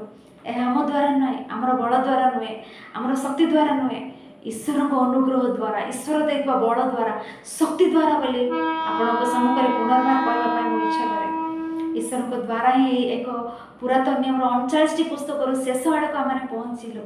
आ गोटे पुस्तक मात्र रहा तापर पुरातन नियम पुस्तक परिचय शेष हो आम नूतन नियम पुस्तक परिचय शिखा। तेणु प्रिय मैंने ईश्वर यही प्रकार एपर्यंत ताहां अनुग्रह सकाशु आम पढ़ाई आनी ईश्वर को धन्यवाद। आपण मैंने सर्वदा प्रार्थना करूँ जेपरी अति शीघ्र रूपे पुनर्बार मलाखी पुस्तक परिचय शेष करवा। आहरी अनेक विषय बाइबल ईश्वर को ज्ञान अनेक विषय मैंने शिक्षा करवा। आम मैंने ज्ञानवान ईश्वर को इच्छुक होगा। तेणु समस्ते प्रार्थना करूँ अनुरोध एक वीडियो देखुवा समस्त को पुनर्बार प्रभु जीशु ख्रीष्ट नाम मो नमस्कार जनाई शेष करुच्ची। सांग परिवार